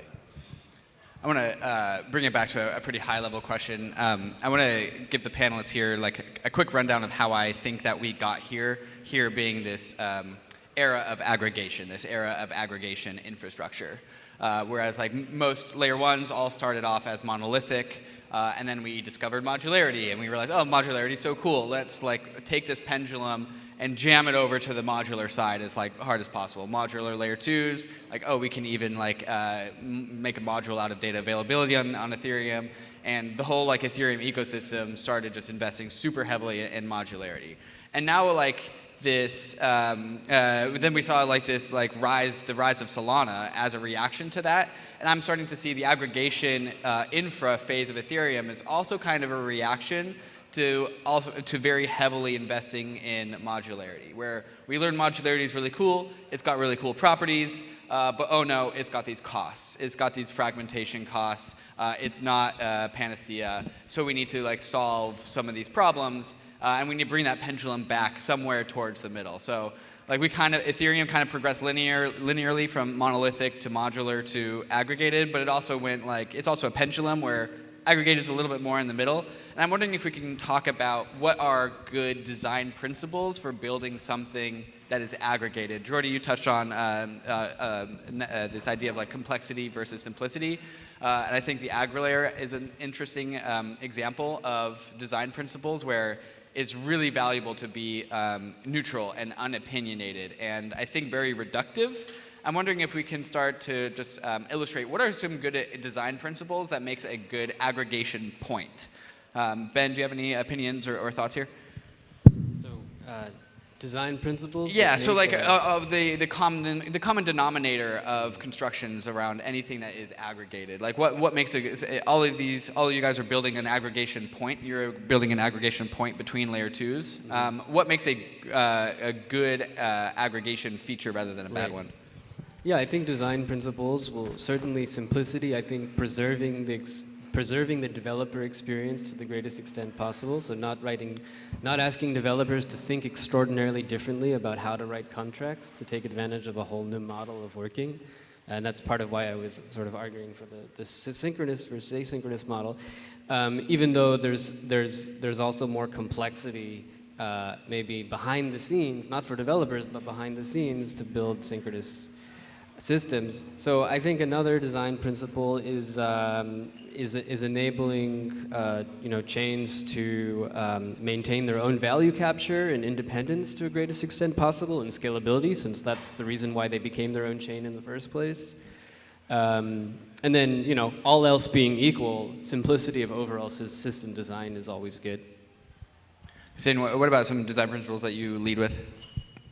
Yeah, so I think the Ag layer with success if builder can actually deploy their apps in a really neutral way, as you said. So the interface must be seamless. So if I'm building on one chain, I can just make it a multi-chain available in a really easy way without having to wonder about the underlying technical stuff we were discussing previously. So in some sense, becoming neutral is also really difficult right now because we have so much, because of modularity, you have a lot of fragmentation, as you mentioned, a lot of different technologies, regarding proofs or anything, the programming language to build contracts. So I think if defragmenting become really easy, that will help.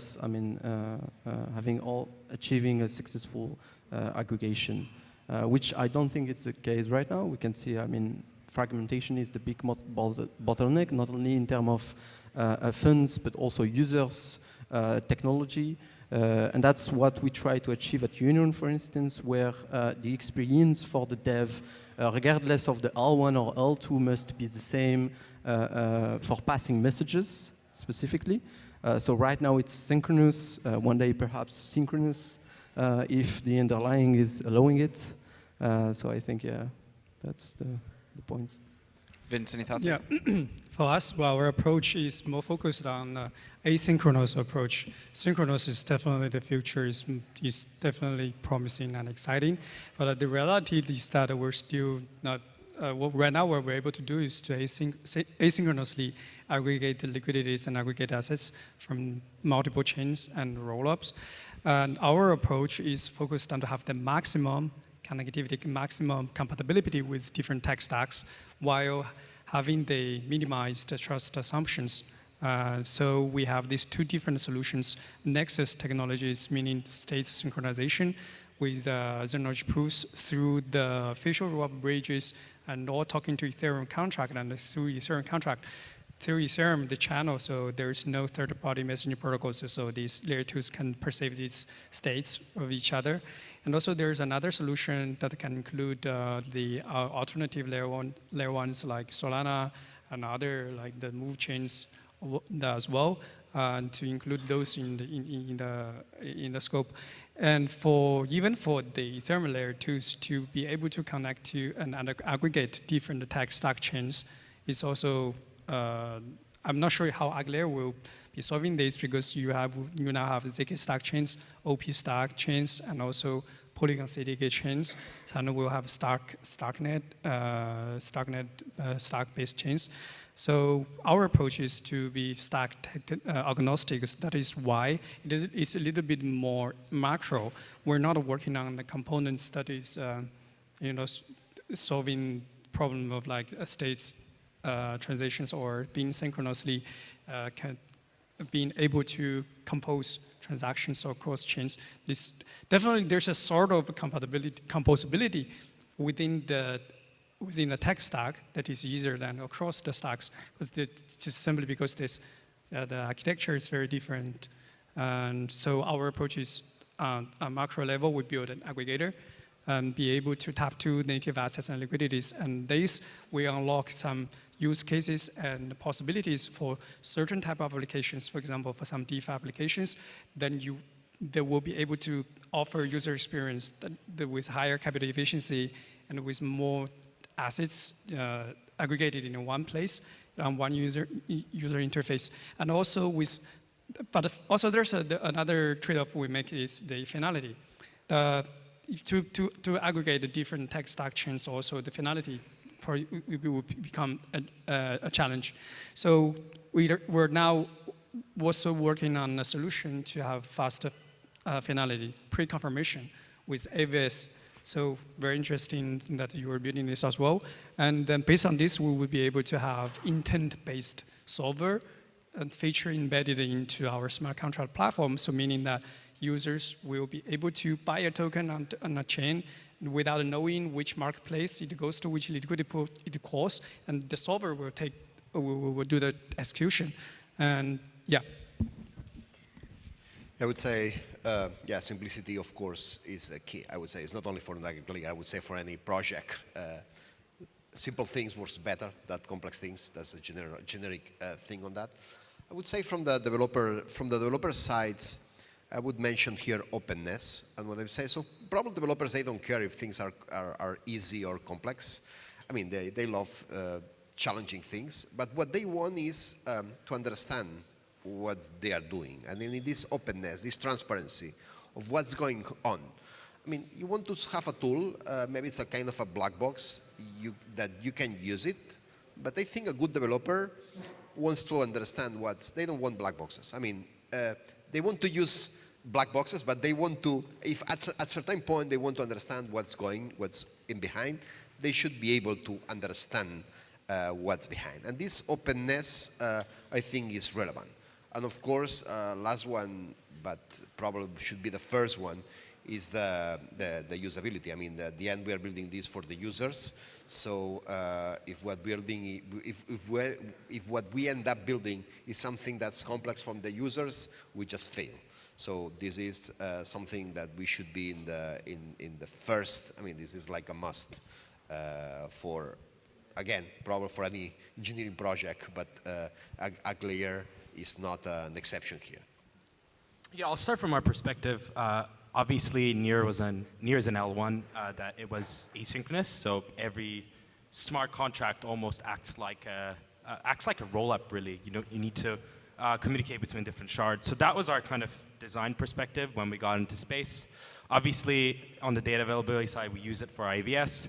That's pretty simple. That's just a smart contract built on Near, and we basically take that and say, hey, how do we do this in the simplest possible way? So we're not like reinventing a new consensus algorithm or anything. On the Eigenlayer side, keep the operator software pretty easy to run. That's another one to kind of focus on, is to how do you get in and can run that operator software. Ideally, not asking the team, but it's still not there. So you still need to kind of talk to the team and say, hey, these are the things I'm running. And then essentially, when you aggregate the BLS signatures for us, how do you make the API simple, and how do you build an SDK on top that people can use? So starting from, I guess, the system design perspective, making it simple, and then going up and saying, hey, developers should be able to easily use this. Ideally, not contacting the team. Obviously, DevRels are still an important thing in crypto, but just to gain developer mindshare. But obviously, there should be some sort of a trade-off there. Hudson, how much time do I have? Do I have time for one more? Sorry to invoke your name. 10 minutes? Oh, hell yeah. Okay, great. And so I think another thing that all of you guys have to do is some sort of BD. Polygon, you guys have the benefit of having your own CDK stack, so you can plug your own chains into the Aggregation. But I think even if you guys only collected Polygon chains, that's not what you guys are building the Aggregation for. You guys are looking to go even beyond the horizon of your own chains. So it sounds like if we're going to build this aggregation point that we want to aggregate many, many things, there's like a BD element going on here to really make this work. We'll start at the end and work down. So Altan, maybe you can talk about that perspective. Like, what are the challenges for getting people to build on your ag system? That's a very good question. So I was in the BD team in the foundation. I'm technical by background, but there are a lot of challenges in crypto BD, obviously. I think Polygon people know already that they do a pretty good job on the BD side. Essentially, when we started this, obviously it's really hard to, on the DA side, it was really hard to communicate like the sort of advantages of near DA. Somebody wants to use, obviously, Ethereum blobs, which is very predominantly cheap. When we started as cheap. And then suddenly blob data, just like when you look at the graphs, it's very cheap actually right now. I'm quite surprised that people are still not filling that space. So the other thing is, I obviously, BD is very interesting in a sense that like you get to kind of know the perspective of others and kind of need to understand what people are trying to solve for and try to kind of work your solutions around there and basically find something that's interesting. So when we have a conversation with rollups or applications really, we start with DA, and if they don't really want that, we say, well, we have this fast finality layer. You can actually post data to Ethereum or whatever, but we can run a sidecar product that we can dump this to near DA and start doing the aggregation there. So for that, obviously going through the applications and saying, hey, you should use this and integrate with us, and sort of like we'll help you down there. So that's kind of been the approach. First start with rollups, and then go to applications to use your aggregation, whatever you're doing. Drew, do you have any perspective to add? Yeah, when talking about BD, I would mention very much synergies. I would say this is the key word on that. I mean, building in the Ag layer at the end is reducing this friction between communication with each other.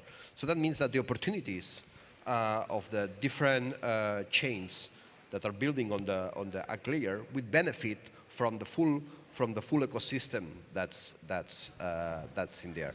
And these synergies that happens on there, I think these are fundamental, and I think this is probably the key value.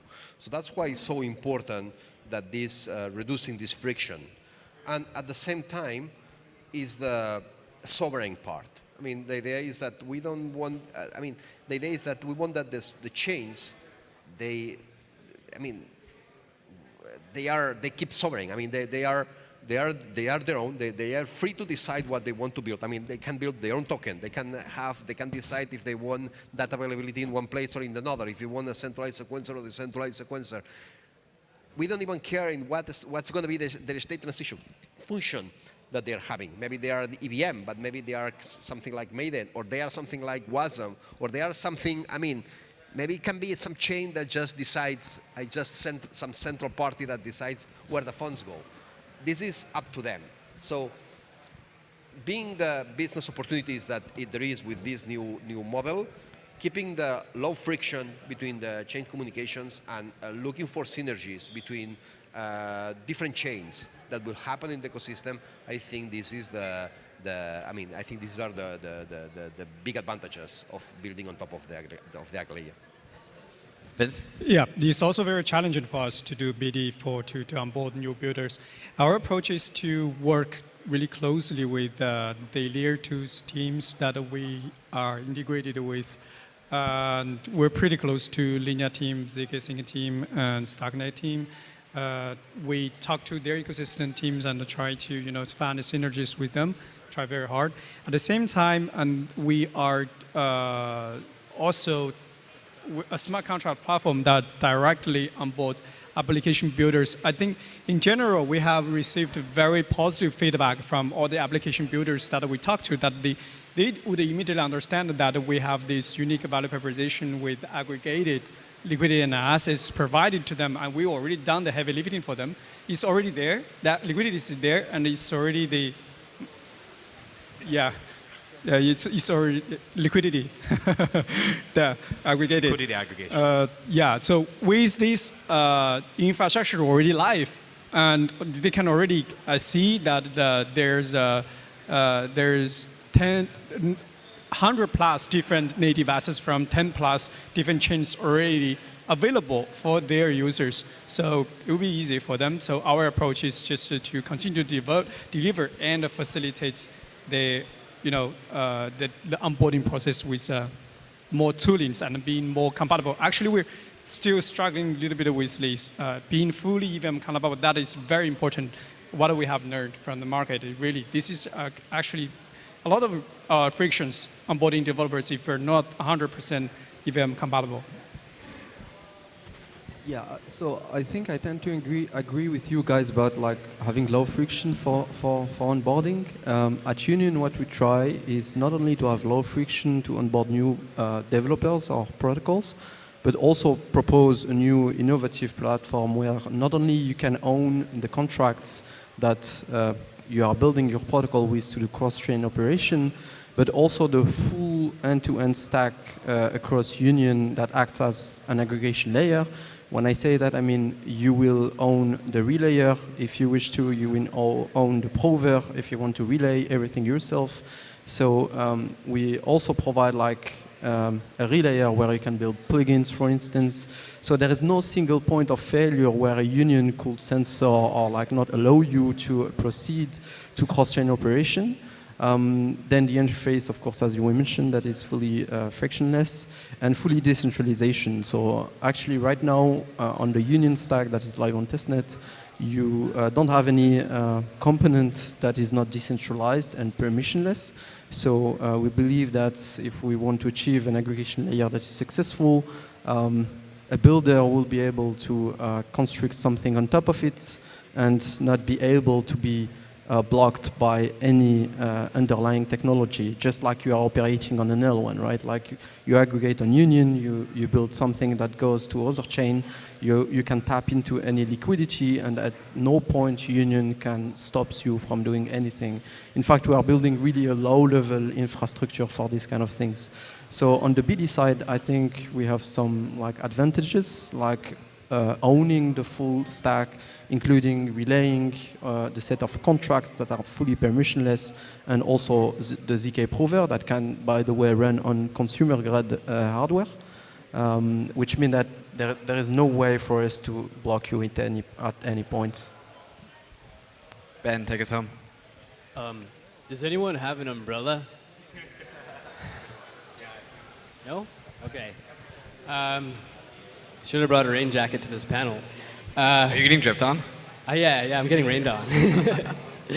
It's all good. Well, I also have to go somewhere else after, so if someone wants to lend me an umbrella, I'll find you. But we've had the benefit of building the product at the same time as doing BD, so I think that we were able to really shape the product geared around the pain points and wants of chains broadly, rollups. Rollups are pained by slow bridging. Our fast finality layer helps them with faster bridging, even without fancy technology like Ag layer. Now I'm really excited for things like Ag layer because the other thing that chains suffer from is lack of liquidity, and they really want solutions which allow contracts on their chain to sort of access liquidity on other chains. Right now they can do that with a shared sequencer as sort of a trusted entity or with liquidity providers, but they could now do this in a trustless way once Ag layer is actually developed. But in terms of BD, it's really about just understanding the pain points of the different teams and sort of helping them see how by connecting to Espresso they solve those pain points. Guys, it's been fantastic. That's all the time that we have. Thank you guys so much for helping me explore the world of aggregation.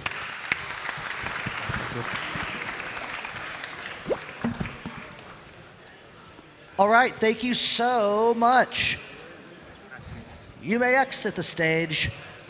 As wow, all right, as we have the next person come up. Is it David?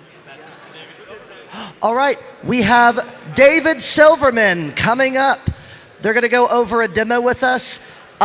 Whoever comes up here next, don't sit in that chair. We want liquidity on Polygon, but we didn't mean like this. There's a slight leak in the ceiling. I actually don't think it was leaking. He was just worried about walking to the next place. Oh, so. I thought there was a leak. Yeah, no.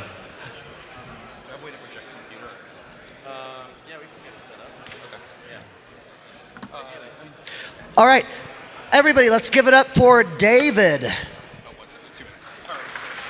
Tech setup. Let's stall for 2 minutes while we set up for David. Give him a hand. You don't have to clap for 2 minutes, though. So we actually have a double thing. So we have David, and then we have a panel that David is also hosting with a variety of people that are helping out with a lot of our Ag layer stuff. So yeah, it's going really well. And we'll have everyone take a few minutes to talk amongst themselves. Are you done?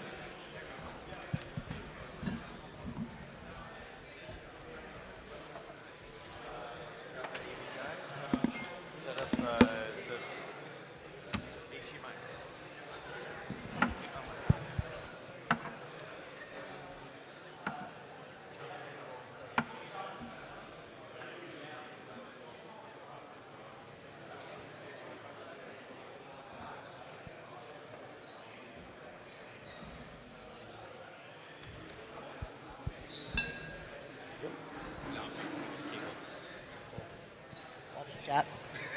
Go for it.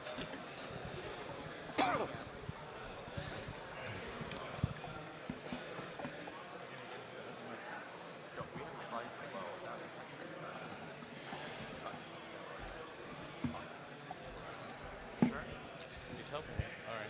You have the clicker, right? Yeah. Oh, I don't need the power. I'm good. I'm fine. It's fine. We're good. We're good. All right, everyone. We're going to go ahead. Let's get ready to rumble. It's David Silverman. Woo! Awesome. So, while we're waiting for the cable for the demo, which is just clicking a few buttons in MetaMask, I'll go through kind of what folks are going to see, which is a live demo of an L2 to L2 transaction via the live deployed version of the Ag layer today. And so I'll talk a bit about what's going on behind the scenes, and then actually what does it mean and what can you do with it as a developer.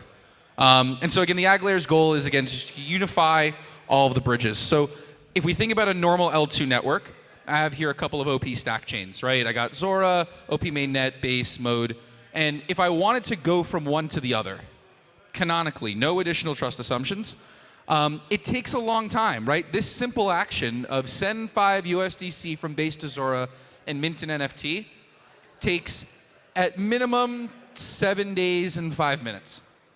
Realistically, 7 days and 14 minutes. That is a tremendous amount of time. And it's because we fundamentally have different bridge contracts for every single individual L2. Let's compare this to the Ag layer. For the Ag layer, there is a singular bridge reserve. It's presented to Ethereum as a singular contract, and therefore, once we kind of update the messaging state, we can directly go from one chain to the other at the speed of settlement. For the current V1 of Ag layer where we are today, it's going to be a bit slow. It's at the speed of our proof speed, so about 45 minutes. In V2 of the Ag layer, which is coming later this quarter, it's going to be brought down to about 15 minutes. And with the V3 release early next year, we'll be going down to the sub 1 minute, sub hopefully 15 seconds range is what our current testing is showing. And that is for completely direct L2 to L2 transactions without additional trust assumptions. What does this mean you can actually start to do with it? Well, the first thing you always do is transfer tokens. This is a simple bridge. I can send 5 USDC from ETH to ZK EVM. Again, that's table stakes for any bridge, but the key thing I want to make clear here is unlike a wormhole or a layer 0 or a Connex or an across, there is no additional assumption that needs to be put in place. There's no liquidity provider. You don't have these inherent downsides that everyone else has. We can send messages, that's call. I can deploy a governance payload, or I can trigger it from something over on POS to A*. I could do an Oracle update from an Oracle chain over to Aave on POS to tell it that Bitcoin is 100,000, right? Again, table stakes for standard messaging protocols. But again, to be clear, this is done through the canonical bridge. There's no additional trust assumption. One of the big things we have in LXOI is this concept of linking the two together, what we call a bridge and call. I can trigger a contract after the asset has been bridged completely. So for example, I can take 1 ETH from ZK EVM and via the Ag layer not just send it to IMX to go purchase, I can then send it and purchase in the same transaction some in-app purchase for one of their games. I can take 100 USDC out of XLayer, out of OKX, and deposit it into Yearn on another chain. I can, and bridge and call itself, right? Bridge and call itself is a call, and so we can start chaining these together into incredibly complex operations if we need be. I could take 100 USDC from POS, send it to Libre, go buy, which is an RWA chain, buy a T-bill over there, send that T-bill over to Canto, lever up against it to get notes, send that to ZK EVM, swap it for PYUSD, send it to Immutable to go buy a skin on a Uniswap game. And all of that is exactly one transaction from the user's perspective. And really what this means is we can do a few different things. We can have a best-in-class L2 onboarding, right? I can deposit directly into, not just into the L2 like I do today, but directly into an L2 application from Ethereum or any other Agglayer connected chain. Instead of having to approve USDC on the bridge, send USDC to the bridge, claim my USDC on the L2, approve it there, and then deposit it into DeFi, one transaction, bridge and call. I can integrate directly into exchanges and to on-ramps. So I can withdraw from OKX, one of the largest exchanges, through their XLayer chain to any Agglayer chain. I could go from Binance and directly deposit into gains on A-Star. One click, one transaction. And it allows L2 builders to make their chains app chains again. There's no reason for you to be spending all of your time and energy building general purpose chains because you have to bootstrap everything. Bridge and call will connect the entire ecosystem. If you don't have an NFT marketplace, no worries. We have Magic Eden on POS with tremendous liquidity and a great UI. You can get your RWAs from Libre, that's backed by Bevan Howard and others. DeFi will be plentifully available on XLayer by OKX and ZK EVM from Polygon. And ultimately, there's even more advanced concepts that you can trial out with shard execution for things like Oracle chains and wallet chains. Tons of builders building out these concepts, and really only made possible when you are in this shared execution context brought out by Bridge and Call. So I think, can we switch over the screen if possible to the computer?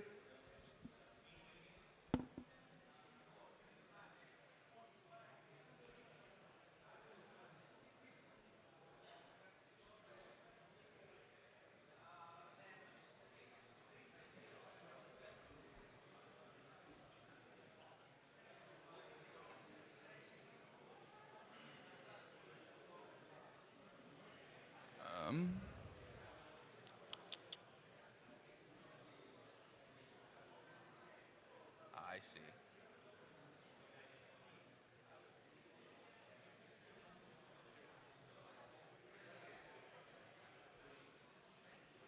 So from this message here, this is actually a live bridge and call. We started on Polygon ZK EVM. We're heading to A-Star ZK EVM. This is straight L2 to L2. There is no intermediate bridge being used. And this is actually on the ZK EVM side. I am withdrawing USDT out of an app called Kiom. This is a money market, and immediately sending it over to A-Star, where it will be swapped through a DEX. And again, this is the stock Polygon UI that we're hopefully promoting out of staging later today. If I can find my MetaMask.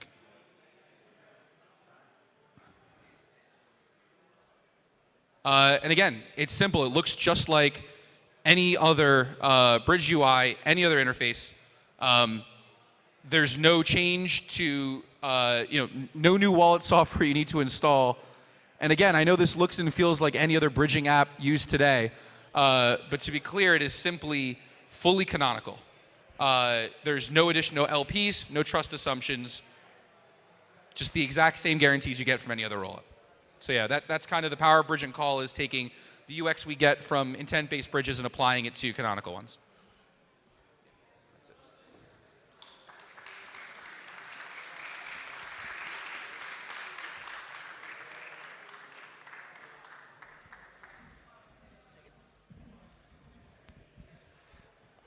All right, thank you so much, David.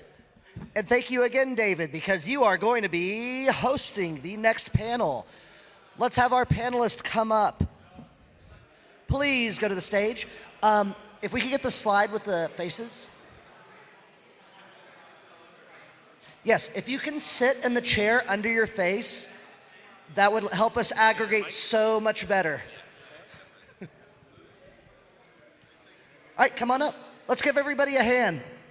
Sit under your face.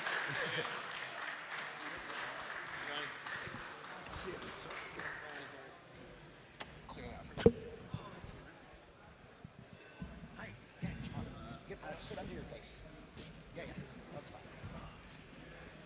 And here's a microphone. Got it. There you go. You could, yeah. I'm gonna take both spots until Uma's here, if she's ever coming. Where's Uma? This is why ZK proofs suck. Yeah. Okay. Yeah, they're kind of slow. That's what optimistic will There's always. no liveness guarantee. Just. But now I get a super nice self to myself. So A, I'm either fat, or B, I don't know. Lost my train of thought there. You're the aggregated. I'm actually aggregated. Rushi, Uma, aggregated. Yeah. Because they're both Indian. That's exactly how it is. All right. Trying to see where Blake is, see if Uma's nearby. Wait, are we waiting for Uma? What's that? Hudson, Blake, we're good to go? Good to We're go? good, we're All good. right. I guess we'll, when Uma comes, we'll do an introduce her. All right. Well, let's kind of go in and give everyone a quick a quick intro. Just say kind of who you are, what you're working on, and I guess we'll do. It was done yesterday. I liked it a lot. Favorite ice cream flavor. So I'm David, Polygon Labs, working on the ag layer, and I'm personally a big fan of Oreo ice cream. Gotta take that where it comes. I'm Nick.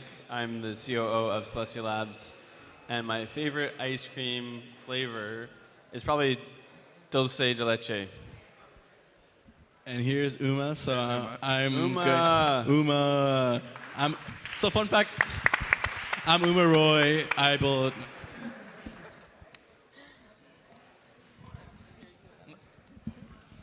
So just doing name, project you're working on, and favorite ice cream flavor. I'm Uma. I'm part of Succinct. My favorite ice cream flavor is cookies and cream. I'm Rushi. I'm one of the co-founders and interns at Movement Labs. My favorite ice cream is mint chocolate chip. Oh, wow. Yeah. Respect. Hi, I'm Noah. I'm one of the co-founders and CEO of NodeKit, and my favorite ice cream is probably cookie dough. There we go.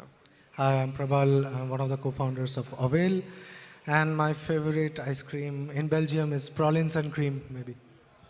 Awesome. Well, let's kind of jump right into it. First question, I guess, is for everyone going down the panel.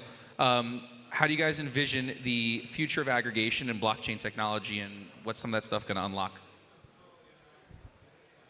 I mean, a long time ago, I tweeted out that to me, like what the real settlement layer is like proof aggregation, because ultimately, what settlement is allowing lots of different chains to be able to like interoperate with each other, and to be able to interoperate, they need to verify each other's state, and to verify each other's state easily, you want to aggregate like the proof of like correct state and execution across all of them together into one thing.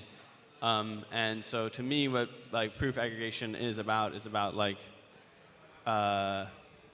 enabling like this reunification, like it's like the counterweight to the fragmentation of all these separate chains with their separate state. It like knits that all back together into something that's more unified. Yeah, I would agree with all of that. I think we're already in this world where there's so many different rollups, there's so many different chains, everyone kind of wants their own block space for a variety of different reasons. But then the user kind of suffers as a result, because it's hard to use all these chains in like a unified way. And I see, first of all, ZK as like the only way that all this stuff is actually going to scale and talk to each other in a sustainable way without layers and layers of middleware or like all this complexity in the middle. And then all those proofs are going to be aggregated and verified on all these different layers to make it so that they can all talk to each other very seamlessly without trust assumptions, without all these like middlemen, without all these like bridges or anything like that. It's just going to be like verifiable computation all the way down. Yeah, I think looking from bottoms up, right? You had all the DA layers come to market, all the sequencers, all the execution layers. And the question is, how do you combine all that for user experience? That brings you to chain abstraction land where you don't want to know there's chains. You just use a DEX, use an app, use a consumer app, and there's no concept of blockchain that exists. And the first step to that is aggregation. I would actually say that aggregation is more in line with chain abstraction, where if you can aggregate all the different chains, you can essentially have an interface that combines all different user experiences. So for the Polygon CDK, when you have all these aggregated chains, ideally you have one CLI deploy across multiple chains and one direct SDK to deploy smart contracts. So you can interact with OKX chain, with the Polygon ZK AVM chain. Damn, I sound like a Polygon sponsor. You guys should pay me. But yeah, no, go ahead. Yeah, I think what my personal thesis is around aggregation is that aggregation brings fungibility to assets, because we've all seen that screenshot or been in a wallet where you've seen 17 different versions of USDC, and aggregation really fixes that. Because if we're going to have thousands and thousands of chains, we don't want thousands and thousands of versions of the same stablecoin. And what aggregation allows us to do is allows us to scale blockchain sustainably and scale blockchain in a way that liquidity doesn't end up fragmented across all these different chains, which I think is crucial for the app chain thesis to actually play out. I think I completely agree with all of them. I would like to say that the future of aggregation is when the user doesn't know that they are using blockchains. Blockchains entirely rise up as microservices, but trust minimized and verifiable. So I think it sums up a lot of the topics that all of them covered. When the user client doesn't really know, it verifies a single proof that might come from aggregated recursive ZK proofs or whatever. I don't know the next technology that is going to look like, but the experience should be aggregated. The users should not know that they are dealing with fragmented different types of assets and so on and so forth. It should all look like a cohesive experience to them, where they don't even have to know that they are using blockchains, but inherently they are all verifiable and trust minimized.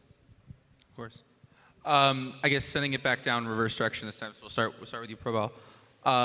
What do you think the defining features of the next generation of blockchain networks are going to look like? I think the blockchains are known for their trust minimization and verifiability.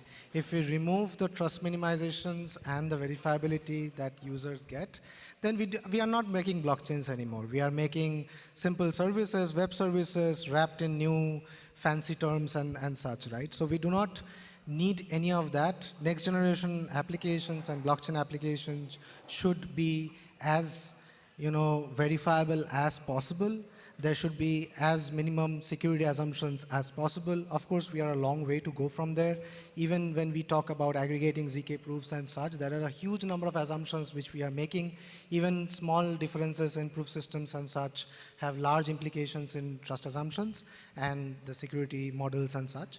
And then I think there is still a bit of a way to go, but in the end, the next generation applications will be all verifiable, and we won't even know when it is trust minimized and such.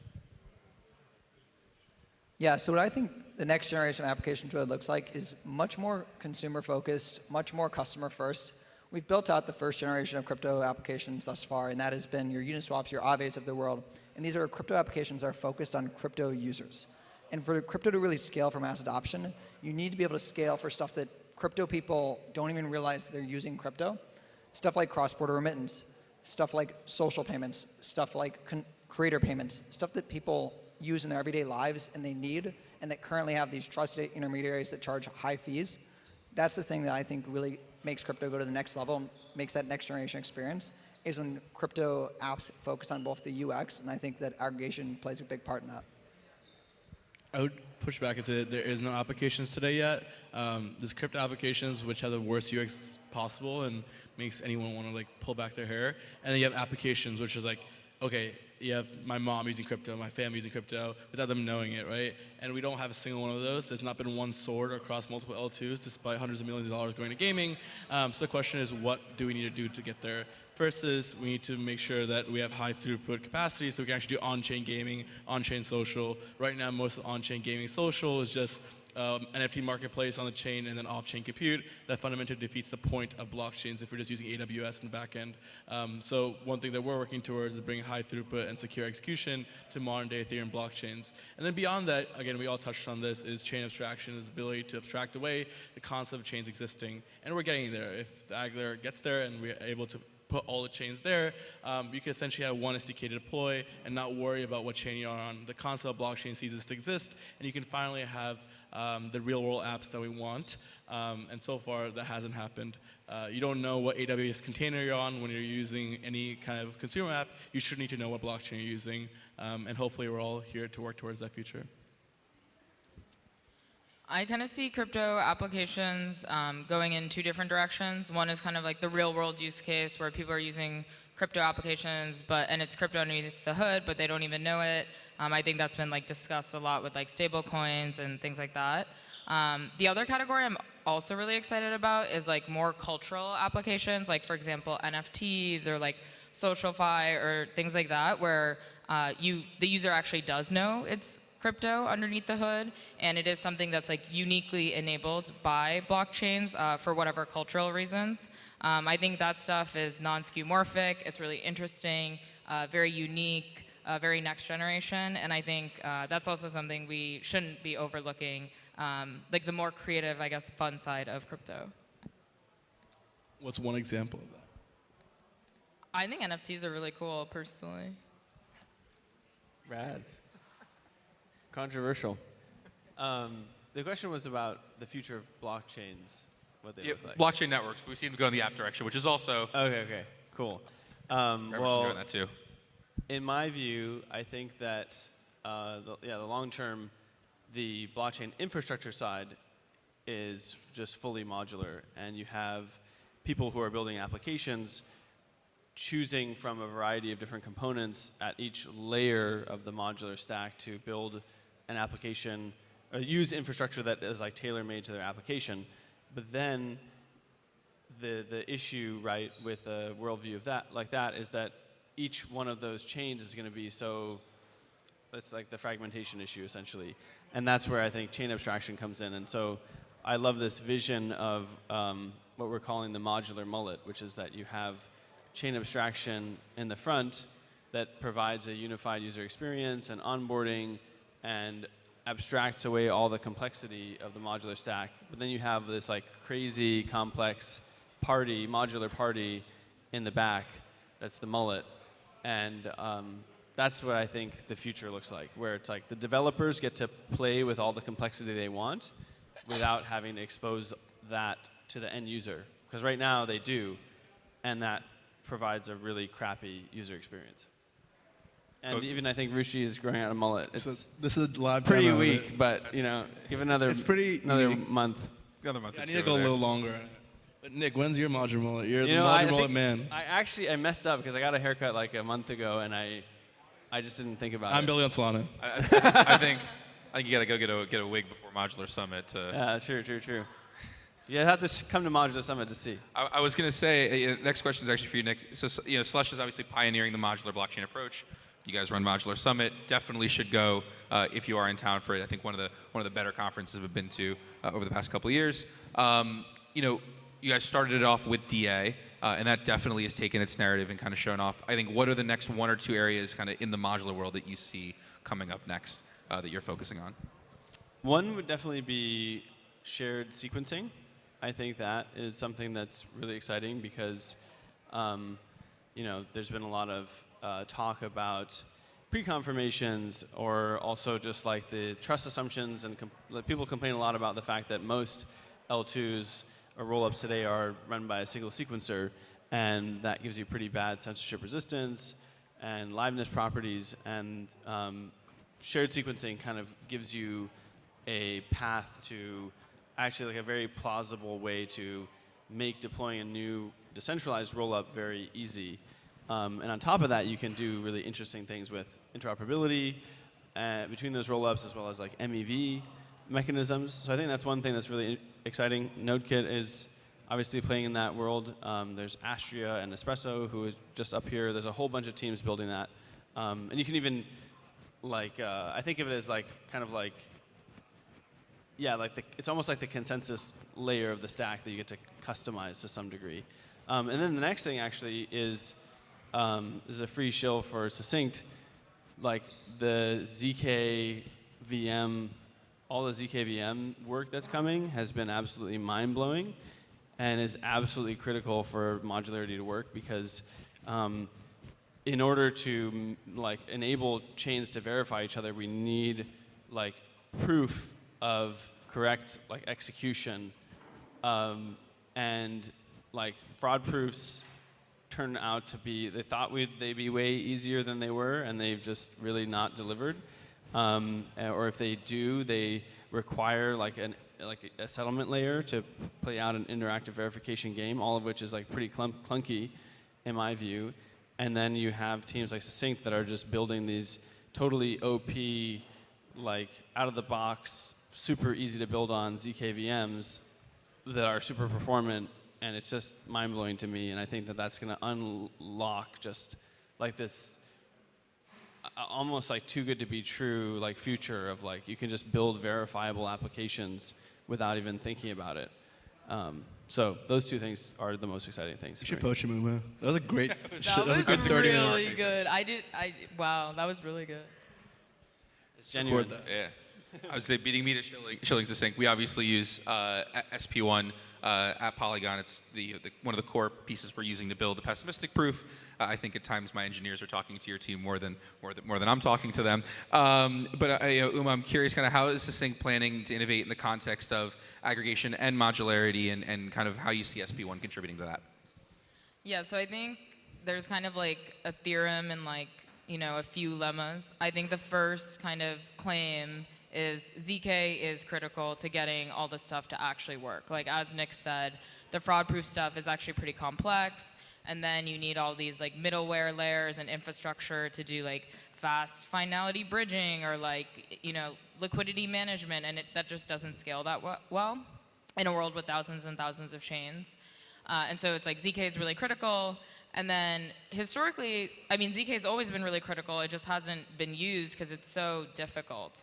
And then I think that's where like my second claim comes in, which is like for ZK to go mainstream, you need something like a ZK VM where you can just have normal developers write Rust and then use proofs.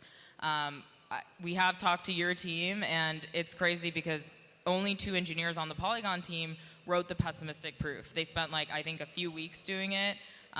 Part-time actually, and they got it all working with SP1. And I think pre-SP1 that would have been like a months-long project with like all the gigabrains at Polygon. Like Jordy would have had to got involved, Daniel, all those people would have spent months and months on it with like a much bigger team. So SP1 just makes using ZK like really, really simple, and I think that's kind of like the key unlock to actually making ZK like live up to its potential, is that finally it's usable, it's simple, it's cheap, it's fast, and so we can use it for all the use cases that we want to. Yeah, I think we actually have Ben in the room who works with that team that was working on that as well as one of the devs. So yeah, just shouting him out for his work on the pessimistic proof. Rishi, I just wanted to ask you, as you talked a lot about performance earlier, and how we need to get some more performance there. And I know that's one of the big things that Movement is focusing on, is getting high performance scalable solutions. What are some of the metrics, one, we can expect from some of your systems, and also what are the metrics we should be tracking as we think of kind of this broader chain abstracted world? Most L2s suck. Look at inscriptions. Every chain went down at 100 to 120 TPS, while Solana's casually knocking around 2 or 3K.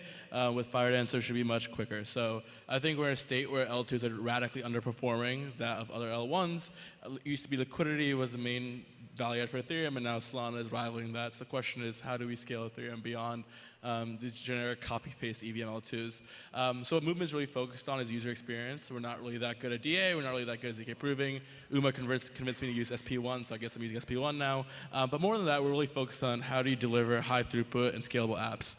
Moo was built by Facebook, by the DM project. They looked at the EVM and was like, that's a pile of shit. They looked at SVM and was like, that's cool, but not great. And they built a new language from scratch. That was called Moo. It's highly scalable. They have Block STM, which is the best optimistic parallelization engine. I'm going to sit here and say 30,000 TPS. None of you are going to believe me. You probably shouldn't. But anyways, you can have fully on-chain apps because you have multiple threaded processing. Even if that's 2,000 TPS, congrats, you're 20x that of Ethereum and L2s. So high throughput processing for on-chain apps. But secondly, we're mainly focused on formal verification. Every year, there's $4.5 billion lost in hacker attacks. We've all been scammed, drugged, and hacked at some point. If you ever want actual capital and users to come on chain, they can't be scammed for $4.5 billion when we only have 10 users on chain. Imagine at scale what that means. So Movement is bringing formal verification and runtime verification to Ethereum, stopping around 90% of all attack vectors we're seeing in the EVM. So the fastest and most secure execution environment in Ethereum. We're not really focused on all the circle jerking about decentralization and whatnot. We're just delivering the best user experience to Ethereum in the next 2 or 3 months. Quite a pitch. I definitely feel you on the security front. I think that it's something I know that we take very seriously. I think everyone on this stage has hopefully not been rugged recently, but definitely I think has been through it before. And something we don't want to see. Yeah, I think also what's interesting about aggregation and where we're headed is in this world of chain abstraction, you'll have the EVMs, you'll have the SVMs, move VMs. There might be a better new VM coming forward, but with ZK, ideally we can prove state for multiple different VMs. In Web 2, we have JavaScript, which has like React Vue, you have Python, you have all these different languages, but you still have the front end that users don't really care about what language, they just want the best high throughput environment.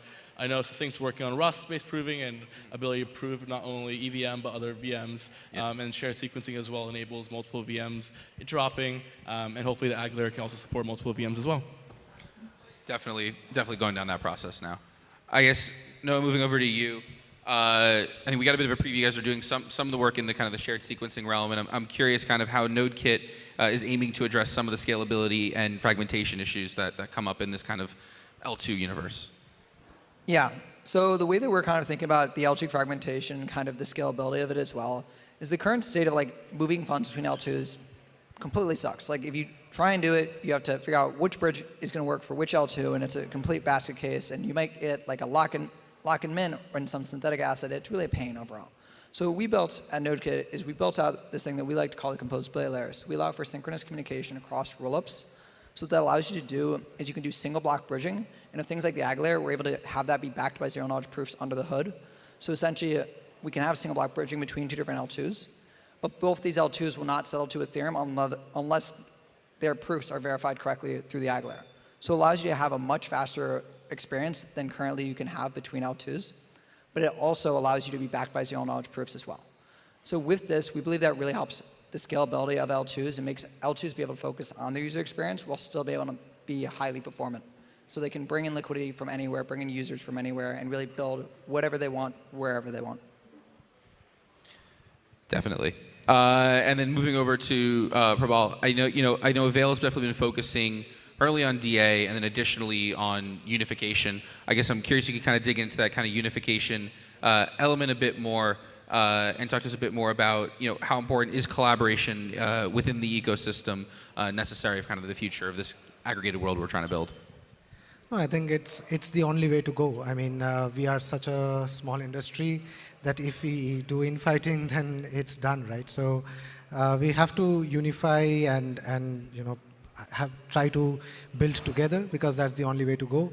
In terms of the user experience is fragmented because we have not been focusing on that. We have, of course, in the early days, we have been focusing on how the best product that each of us can build. But as days progress, we have to focus more and more on unification. And overall, the way we are thinking about it is that each one of these ecosystems are trying to focus on their users. We have seen large ecosystems emerge in the recent days, even within the L2s, although we are all playing on the same sides of Ethereum. I think there has been a lot of discussion about how each one of these ecosystems are focusing only on their users and their stacks and their developers. I think that's why we have been trying to play the role of being credibly neutral, to have the DA layer, because the only way you can unify different execution environments is not only through merging of execution proofs, but also by having data availability sampling on top with validity proofs. Because other than that, any other executional guarantee you have, if the ordering guarantees change, then the executional guarantees can fall flat. And that is the crux of the reason why we are building what we are building on Avail. The DA layer has been the focus for the last few months, and then we are moving on towards, a more of an aggregated worldview. Definitely. So next kind of block of questions. These are direct sourced from Twitter. Put it out there and said, what do folks want to hear from this crowd here? And some of them have to do with basically, you all have built out really great pieces of tech that have kind of gained mind share. What strategies should you guys want to see? Have you implemented to help drive user adoption and/or user awareness of what you guys are building? Focus on the apps and the community first. I think most infrastructure projects build cool tech, launch a token, and then dip. If that's your case, Godspeed. But then your chain doesn't really have users at all. I think this, even like price action research showed that the markets really value ecosystems that have users, have apps that raise capital, community members that have gained wealth. That's the main kind of ecosystem building. I think we're more focused on the execution layer. So our direct B2B is getting apps on board, unlocking only possible movement apps so they don't get copy-pasted like every other EVML2, and actually getting to market properly. So for us, it's really focused on community building, helping teams directly fundraise and get to market, and so far we're doing a pretty good job of that. Yeah, I would say for us, it's about really building stuff that people want. Because I think a lot of people kind of look at crypto and they have a certain worldview of like, this is what crypto needs, rather than talking to users and figuring out what people actually want. And there's so much infrastructure today that we don't need another 50 infra projects. What we really need is things that help builders build the next great applications, build the next great chains. And that's what we're really focused on at NodeKit, is building things that we have a consistent product-driven vision that is driven by customer feedback. And that's one of the things I'm most proud about with our team, is the fact that we are consistently iterating and consistently trying to reassess our worldview and showcasing that that matches what people actually want, rather than what we think the world should actually look like, which we think has delivered a lot of our success and growth thus far. I think for us, being really customer obsessed and product focused was really key. I think a lot of ZK projects are often run kind of like a research project where it's like, oh, let's explore all these cool math ideas. And don't get me wrong, like I really love math. I think it's super beautiful. But at our company, we really try to focus on shipping the product to the end customer. And if it's good enough, we'll ship it and then we'll iterate and make things faster from there. It doesn't have to be perfect. So yeah, really focused on like really good customer feedback, getting those feedback loops in place. And then also really good customer support. I think that's like something that as like a B2B company, I'm sure you encounter this too. If you have dApp developers on your chain, or in our case, like other chains using us or other teams using us, like being really responsive on Telegram, making sure they kind of understand the technology, like even educating them like why ZK is good, why they should use ZK VMs, not like do their own custom circuits and stuff. So also user education, I think, is like a big part of any B2B company. Can you remember the question exactly? Yeah, it was basically, what strategies have you guys used in order to drive user adoption and or user awareness of your product? Nick White. Say Modra 3 times. Yeah. Like great clients. smile. Well, yeah, I think, the awareness part, obviously, I think branding and positioning is big, and I think the modular as a category was something that really helped to drive awareness to what Celestia was doing, as well as like a bunch of other teams. And that's the greatest part about modular to me, is that it's like an inclusive thing, and it's more of a movement that is much more than any one project. And as more and more, it's a mind virus where as more and more people start to learn about it, and it just makes sense technically, it's a nerd snipe. And then other people start building their own projects and saying that they're modular. It just kind of like has a snowball effect. But in terms of the user aspect, I think the other interesting thing was like Celestia was sort of the first protocol ever built from the ground up just to be used as a DA layer, which is a fundamentally new use pattern for blockchains where, yeah, people were using Ethereum call data to post data, but was sort of like a jerry-rigged kind of thing. And so Celestia had like a bunch of new, it was just fundamentally a new product that and we kind of had to like find the first users of people who actually want to interact with like a chain in this way. And frankly, initially we didn't do a very good job of actually listening to our users and like making the changes or solving the bugs that they had when interacting with the Celestia node. And because we were just so focused on like getting the first version of it out. But then once it's launched, like we very quickly realized like, okay, we need to shift gears and like solve all these problems. Otherwise, no one's going to want to use us. You can be the first to market, but it doesn't mean that you're going to have any like staying power at all in the market unless you. And actually, I think the main advantage of being first to market is that you can kickstart that feedback loop with actual users faster and sooner and iterate faster.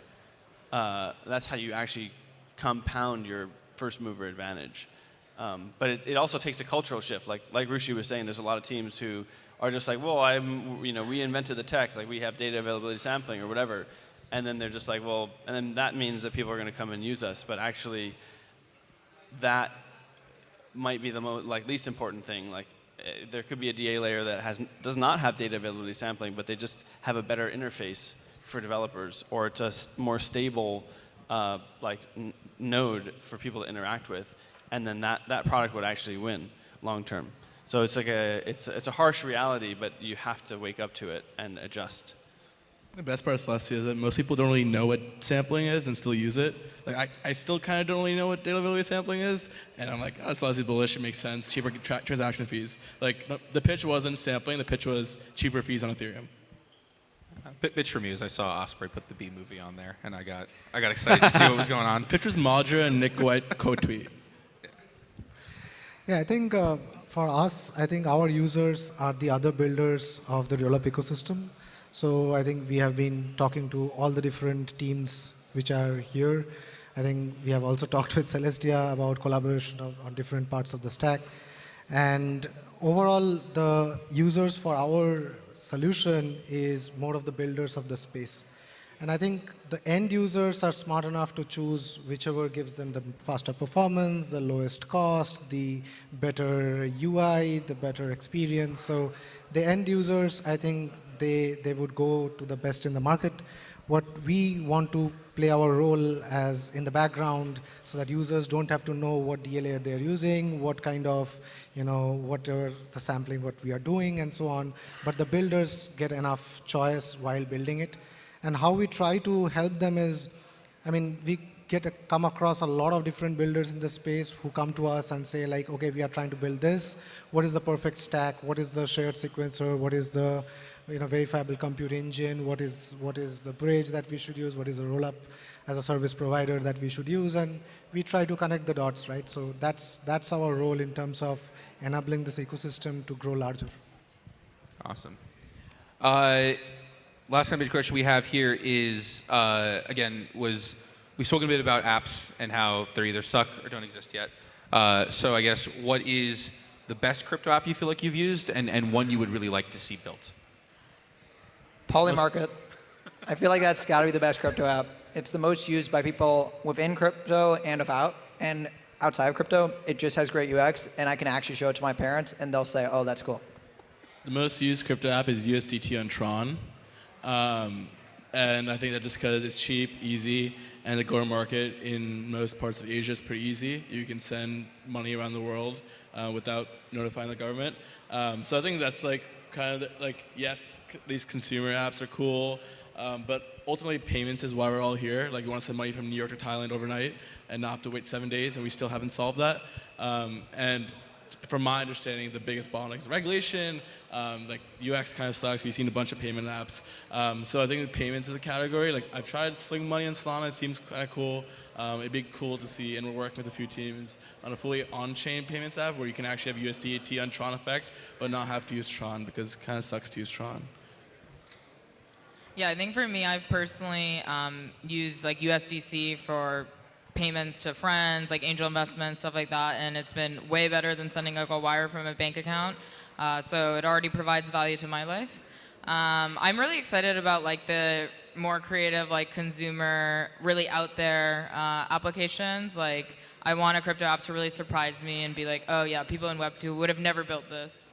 And it's just really interesting. I don't know what it is, but there's a lot of creative people out there. So, and a lot of them are building their own chains now. So yeah, we'll see what they come up with. I think payments are, I mean, we cannot deny that that's the go-to application today.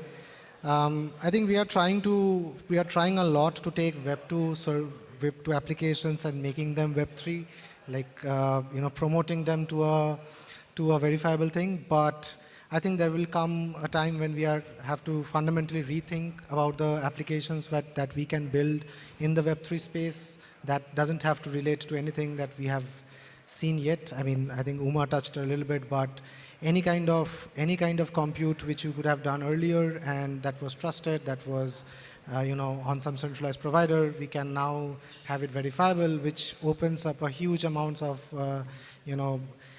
the design space is so large, and it will come. Like again, just having a mobile phone with a camera and a GPS didn't lead to you having Instagram and Uber, right? Instagram, Uber came later. People wouldn't have been able to think about it. So these applications are going to come when the infra is there, when people don't have to think about performance, about cost, about verifiability, and the fragmentation that we are facing today, and then new applications will come. I think, I mean, honestly, the main app of crypto that I use on not a daily basis, but weekly or if not more basis is payments actually. I just think that I guess there might be an app out there already that has like more seamless onboarding for payments, but I feel like someone who cracks that nut of like a Venmo-like experience but on crypto rails is gonna really like kill it. And I remember seeing a demo of there was an app like that. I think one of from them's Zuzulu, right? One of them's called Dymo. Yeah, it's Dymo. Like Venmo. Are It's people really good. actually using that? Like You it had a still- little it says thing, but USDC on base. When you log in, it says USDC on base. It's the first no, right? If I know this crypto, I'm probably not going to use it. It should just be. It's going to be I a know feature people that inside use Coinbase it. Wallet, though. You use it every day? Oh no, I don't use it. I know people that Who do has use bags? it. No, they are good friends, but Emotional bags. they are good friends of mine. But yeah, I think they're really talented, and they're like working on making the UX like very Venmo-like. Yeah, I think like if the setup is super easy, you don't have to store your seed phrase and all of that, and you can easily maybe with a credit card or whatever like charge your account. I feel like that could be really like a breakout use case. And I already know, I mean, obviously in other countries, like if you're in Turkey or in Argentina or places where there's inflation, there's like a huge demand for stable coins because people want to store their wealth in USD rather than like, pesos or I can't remember what the Istanbul currency is.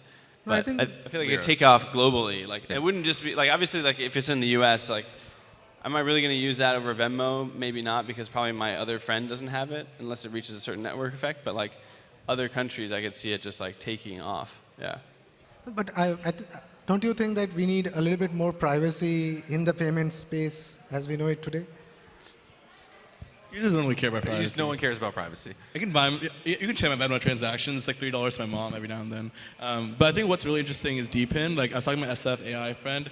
To rent a GPU, it's like a year rent usually, and that's pretty expensive. If you're a college kid, you probably don't have $10,000 in your bank account. But with a Kosh, you can rent. I don't even have bags for what's worth. But it's for like 10 minutes. You can rent a GPU for 10 minutes and just pay directly on that, and don't have to worry about it. So that's a clear use case, like decentralized GPUs, the real ones, where you can actually use it for 10 minutes and not have to buy one directly. Super cool. Curious how subsidized that cost actually is. I mean, that's why we have tokens. That's why we have tokens. That's what we have tokens for. I think I'm with Noah as the only DJ on stage. I was also going to say Polymarket. Just because they're on recency Polygon, bias. brother. It is on Polygon, so yeah, I'm biased in that regard. Polymarket has come up a lot on my Twitter feed recently. Yeah. Like I feel like it's a really prominent like tracker of sentiment. Yeah. For the election or Yeah, for election's been huge. And also, what's really interesting is it beat out this other regulated prediction exchange called Kalshi, And because the regulators won't let you trade on U.S. elections on a regulated platform, and in Polymarket, there's like, I don't know, $100 million like of open interest on the election. Yeah, it's also just a lot of fun. Like I think that's what people like forget about. It's like gambling applications need to be fun or addicting in some way for people to use them. Polymarket's just fun. Like you can show it to people and say like, oh, let's bet on which, like one of the president nominees is going to say this word 2 times in the debate, or like it's just silly. It's fun. So it makes sense. I mean, it's also pretty useful, I think, too. Like, I feel like there's real reporters like looking at the Polymarket odds. Don't you think like the politicians who are like trying to figure out what to do are looking at those odds? This is an all-in podcast They where they bring it up. they are taking note of it. Yeah, and the polls suck because like polls fundamentally though like are tricky. Like that's a little tough, but like polls fundamentally can be like kind of, if you poll somebody from one state versus a different state, they'll have very different views potentially. But like Polymarket shows like what the general sentiment of like the whole world is around it, which is actually a really interesting thing to see because you get like global info. All right, got the signal. We got to start wrapping up. So I guess best place for people to find you, and kind of one key takeaway you want people to know about your project. Yeah, you can follow me on Twitter at Nick White, but with an 8 instead of an I in the white. Can you just get the Long Nick story, White you handle? can just find me. And then takeaway is Celestia is hosting Modular Summit. Woo! Yeah. Starting Thursday, Friday, Saturday. It's a 3-day event. Go to modularsummit.dev to see the agenda. It is absolutely stacked. A lot of the people, actually I think everyone here is going to be speaking there, and you will not want to miss it. It's going to bring together not just like the modular ecosystem, but even we're going to have people from Solana and Bitcoin and like every major ecosystem there. So I encourage you to come to see what the future holds for blockchain. One of the best events of ECC last year, so definitely go on that. You can follow me on Twitter. I'm at Puma the Uma. You can also follow at Succinct Labs. My main takeaway is every rollup is going to be a ZK rollup in like 1 year. Every ZK rollup is going to use a ZK VM, and that ZK VM is going to be SP1. Bullish succinct. There we go. You can follow me at Rushi Manche. My takeaway is that the EVM loses 50% market share in the next 2 years. I think Solana VM and other VMs like Move kind of rival it, and the next 3 to 4 years, EVM loses dominance. Yeah, you can follow me at Noah_ProfitCheck or follow NodeKit.org. And my key takeaway is I think composability drives chains, and I think app chains win out over general purpose in the long term. Preach on that. Yeah, I think, okay, follow me at Prabal Banerjee or our project at Avail Project on Twitter. I think my bet is very similar. App chains are going to take over the world. We are going to see less and less of general purpose chains. And then if we don't solve fragmentation, then we are going to suffer from lack of users. So. Awesome. Well, thanks everyone for your time, and thanks guys for your great audience.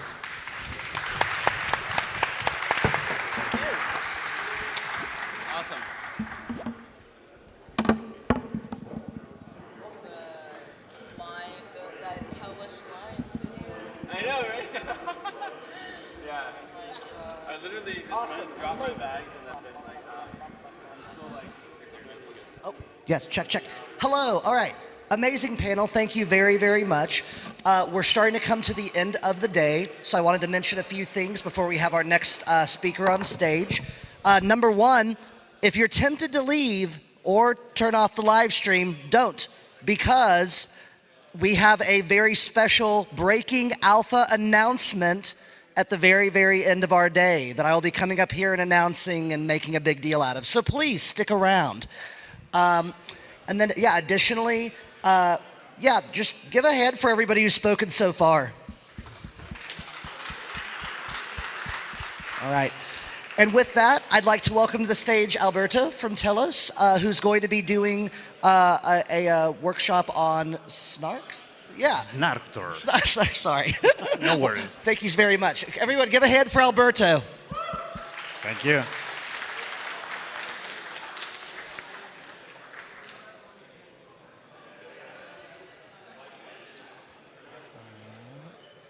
Okay. Hello, everybody. I'm Alberto Garofalo, head of ZK at Telos, and today I'm going to present you Snarktor, a decentralized aggregation protocol for scaling Snarks verification on blockchain. Okay, let's start from a first consideration. Currently, just a small part of the real-world use cases are on blockchains. And what are the reasons? I mean, everybody knows here lack of scalability and high fees is one of the reasons, but there is another reason that is not, let me say, commonly mentioned, and is lack of user data protection. So currently, in the current architecture, you have to share your data on chain in order to make a smart contract, for example, verifying statements on your data. And let's take an example. Oh, for example, let's imagine that you want to implement a car rental application on chain, then the car rental application will probably require you to prove that you have a valid driving license. So this requires you to share your driving license information on chain, and this is not acceptable. Similar for the need for compliance with government rules, and this is an upcoming need. Let's say, for example, you are a developer, you want to implement a casino game application, you want to be sure that your users are over 18. And again, you have to share your digital identity information on chain. And last but not least, interoperability. In such a fragmented scenario, with many layer 1, layer 2s, I mean, you need a way for making communication secure and trustless between all these entities.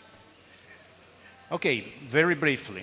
I mean, ZK snarks in solving these issues. I mean, for the scalability, we already know ZK rollups can, let's say, make trustless communication between layer 2s and layer 1s.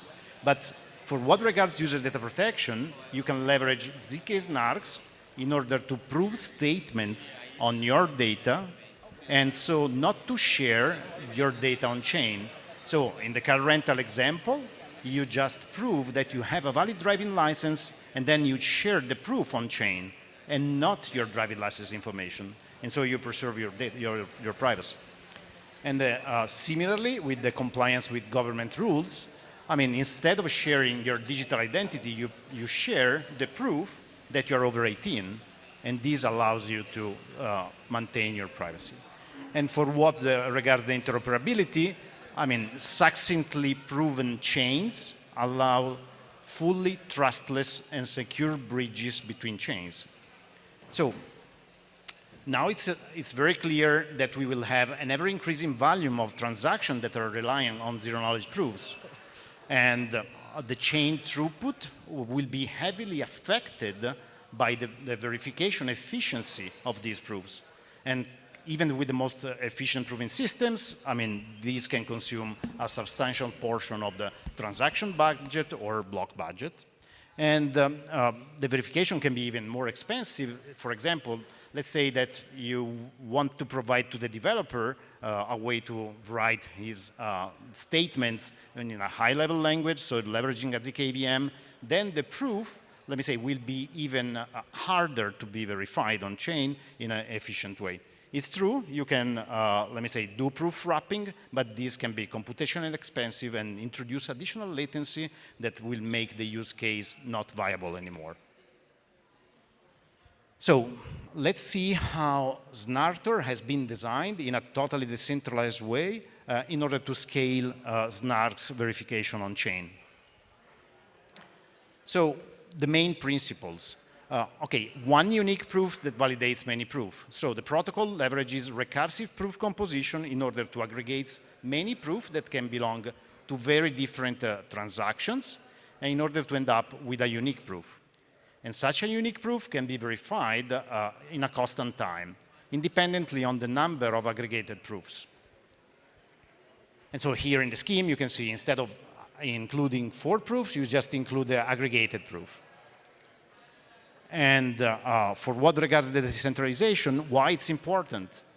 Now you can see all these transactions that rely on zero-knowledge proofs, and then these proofs are going to be aggregated through the protocol. But if the protocol, let me say, is centralized, it will become a censorship threat for the network itself. So it's important that it's going to be decentralized. And proof aggregation and verification, I mean, has been designed in the protocol in order to be parallelizable. And so not only the aggregation work, but even the verification. And later we will see better what do I mean here. And for what regards the incentive scheme, it was fundamental to provide an incentive scheme that could lead to fair transaction fees or aggregation fees for the users, and also fair reward for all the actors involved. And this is fundamental for any decentralized protocol. Otherwise, will not be decentralized.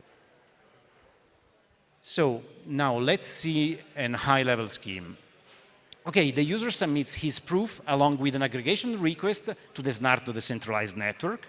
And the SNARTO aggregation protocols, let me say, aggregates continuously proof, and the protocol periodically picks up one of the aggregated proof and submits it on chain. And such proofs allows the user to prove that he had a valid proof.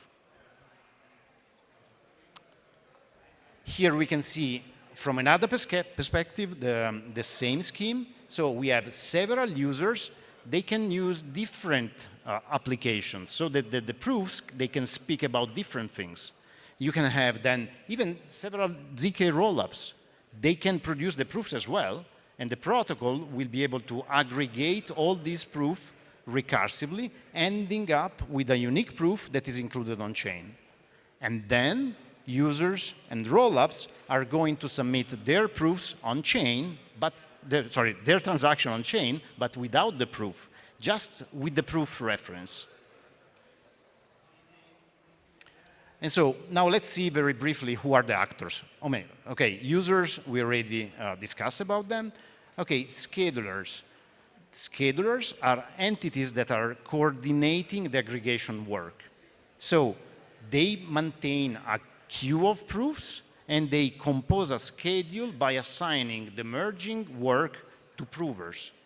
And provers, who they are the actual workers that performs the proof aggregation and share the aggregated proofs. And then you have submitters that they are responsible for picking up one aggregated proof and then submit it on chain. Okay, very, very quickly, here we can see the flow. So the protocol operates in an environment where the time is divided in time slots of constant time duration. And each slot is assigned to a scheduler. And you can see user continuously submitting the proofs. And at the beginning of each slot, the scheduler picks up from the proofs queue a set of proofs and compose a schedule by assigning to each proof tuple a specific prover. And then the prover merged the assigned proof and shared the resulting merged proofs. And then each scheduler, what it does, removes from the queue the source proofs, add to the queue the newly aggregated proofs, and then picks up the newly incoming proofs from the users and issue a new schedule. And this loop continues infinitely. Okay, now let's see the previous scheme with just the addition of the submission flow, where, we talk about it. The submission is responsible for picking up one of the merge proofs. And in this case, the submission environment is divided into submission epochs. And the submission epoch can be bound, for example, to chain blocks. And each submission epoch can be assigned to a specific submitter. And then the assigned submitter takes one aggregated proof, finalizes it for submission, and submits it on chain. And please note that both submitters and scheduler can be picked up from the underlying chain block producers. In such a way, you can inherit some assumption and also a sort of same level of decentralization of the underlying network. Okay, initially I told you that we worked on the protocol in order to have both proof aggregation but also verification parallelizable. So what do I mean here? Now, let's assume that in a P2P node, you assume that every node, when broadcasting a message, first verifies the message and then send it to the other neighbors. And we can even imagine the scheduler itself verifying then each proof before assigning the work to the provers. But this is another bottleneck. It's true that verification of a proof is still, let me say, not so expensive task, but I mean, you are introducing a bottleneck. And so we wanted to remove such a bottleneck. So, but if you remove such bottleneck, you are opening up your network to DDoS attacks because, I mean, someone can flood the network with invalid proofs. So what do? We introduce a proof of misbehavior that consists of a snark that provides the invalidity, the proof of invalidity of another proof. So the assigned prover, if before merging the proof, verifies the proofs in primitives, and then if finds that one of the proof is invalid, will provide a proof of invalidity of such proof. And such proof of invalidity will be part of the merging process as any other proof. And once the aggregated proofs goes on chain, the user that submitted the invalid proof will be charged for the proof of misbehavior. And so this will make the attack expensive, but also will protect the network from such an attack. And so in such a way, we can have the aggregation request broadcast procedure that will not require the verification of the proof. And this scales even more the protocol. Okay, very quickly, we built a POC that, let me say, showcase how Snartor can enable user data protecting applications. And we implemented the aggregation protocol and also all the on-chain and contracts and the SDK. And for what's next, we are going to implement a fully decentralized version of the protocol and hardware accelerate the prover used for the aggregation and also integrate Snartor in our upcoming hardware accelerated ZK EVM layer 2. So if you want to, let me say, see our POC live, the aggregator working, I mean, you can come at our booth at FCC, or if you want to see more details about the model and the protocol, here is the link to the white paper where all the incentive schemes and other details are there. So that's it. Thank you.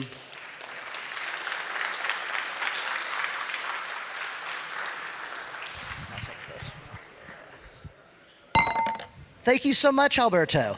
All right, that was the last speaker. So that means 2 announcements. One of them is the alpha. The first announcement, we're lucky enough to have Hadron Founders Club work with us to have the after party here. So if you go to the back, there's going to be drinks and food. And then additionally, yeah, let's just give a hand for everybody here. Ajit, did you have something? Yeah, go ahead. Yeah. So, okay. Is it me? Yeah, go ahead. Okay. I'll do mine after, yeah. Yeah, so thank you so much for my 5 minutes of fame here. I would like to introduce, Hadron Founders Club.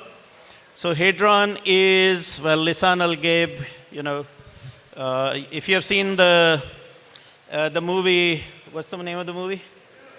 Dune. Dune, yeah. So there is the guy who controls the spice. That's not me. And there is the guy who is out there fighting a particular battle. So what we're building is a community of founders.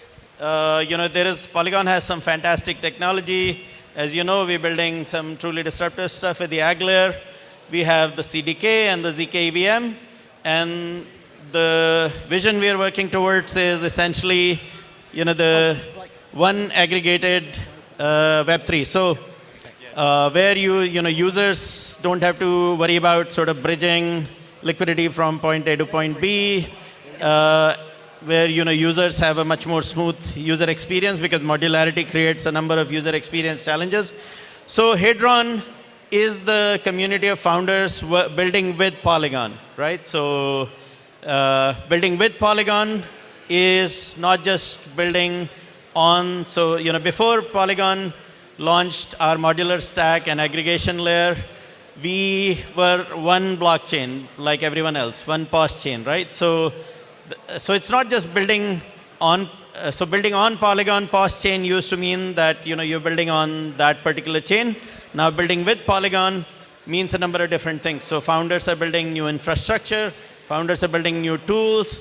Founders are building new layer 2s. Founders are essentially, building some fantastic zero-knowledge technology. We even have, folks like Rushi, and their layer 2s are going to integrate into Polygon. So that sort of opens up a vast ecosystem for founders to imagine what's possible and experiment. So Hadron is, first of all, so what is Hadron? Hadron is, first of all, a community of founders, right? So we have a wonderful Telegram channel. We run events.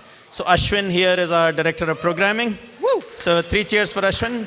So we have had, funds like Electric Capital, Dragonfly, Orange DAO, a whole bunch of really high quality people have come and spoken at our events. Symbolic, Sandeep himself has been a fantastic sponsor for us. So we do a lot of programming around helping founders succeed. So what does that mean? In my experience investing in this space for the last 10 years, there are 2 things that make a successful founder. 3 things. One is luck. No one will tell you that. The second thing is Riz. Right? So what is Riz? Riz is charisma and the art of storytelling. And the third thing is autism.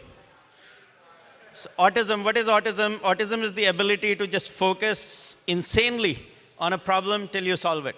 Right? And that can be a tech problem, that can be a business problem. I think, I don't want to say that about Sandeep, but when the man goes after something, he really goes after it. So those 3, and Vitalik, right? So luck, autism, and Riz. Those 3 things make successful founders. Now, all these 3 things can be taught, right? So all these things can be learned. And what we work on is founders who are very good at product and tech have the ability to essentially ship and have clarity in what they're building. We work on the rest of it. So we bring in people who can help them raise money, like Symbolic, they're fantastic fundraisers, Kenzie and so on. We bring investors who can help people tell their story better, right? So what is the market looking for, what's going on? We bring legal and regulatory experts like Rebecca, one of the best known lawyers, also Polygon's chief legal officer. So we share everything that founders are not ready to deal with when they start their startups, right? We can't really build anyone's product for them. We're not very technical people. I mean, Polygon is fantastic, but Ashwin and I are not technical. But I've been an investor. Ashwin has been has worked for an accelerator for a while. He has dealt with a lot of failed startups, a lot of successful startups. So what we look for is, quality founders who have clarity in their purpose. And then we work on providing tools and, access, because we have access. Polygon is a phenomenal brand. We have access. So we help founders get access to all the resources, things like KOLs, things like, how do you get a listing done? How do you get, how do you list your token? How do you do your tokenomics? Do you know an agency that can help us with tokenomics, right? So all of those things that founders don't think about when they get into this wonderful, unique ecosystem of Web3, we create access for founders. Now it's up to founders to figure out what to do with that. You can't make anyone a founder, as Sandeep says, right? I mean, otherwise I would be a founder, right? So, I mean, you can't make anyone a founder. But where the founders have clarity, you can make it easy. You can create an ecosystem for founders to, get luckier, right? So my advice to founders tends to be, if you have to do one thing, get fucking lucky. So we try to help founders get more lucky. And that's a matter of access, that's a matter of ecosystems, that's a matter of tools, that's a matter of information, that's a matter of community. So Hadron founders tend to partner with each other, create more BizDev, more Riz for each other, learn from each other. And founders, that peer learning is the most powerful thing in startups, right? Founders learning from each other. And then at the end of all of that, we believe that if the founders succeed, then Polygon will succeed, right? So our success depends on the success of founders that are building with Polygon. And that's what we're trying to do. Ashwin, you want to add anything? No? Okay. Any questions? Thank you so much. Thank you. Woo. That's Hadron, yeah. Definitely check them out for, for your startup founder needs. All right, finally, we get to the exciting, never before announced announcement. So as you saw, we've had aggregation, day today. We're going to be having Aggregation Summit in Bangkok, China, during the week of DevCon. It's going to be November 10th through 11th. You could do aggregated.dev or check out the QR code to sign up for early ticket information and things like that. Lastly, thank you all if you were on the live stream for tuning in. This has been really amazing. Thank you to everybody on the Polygon Labs event marketing team, everybody else. Thank you. Everyone give them a hand. And thank you all for coming. These are a series that are going to be ag events where we're really trying to, spread the word about this stuff and make sure that we can all work together on aggregated technology. Thank you all. Have a good rest of your week.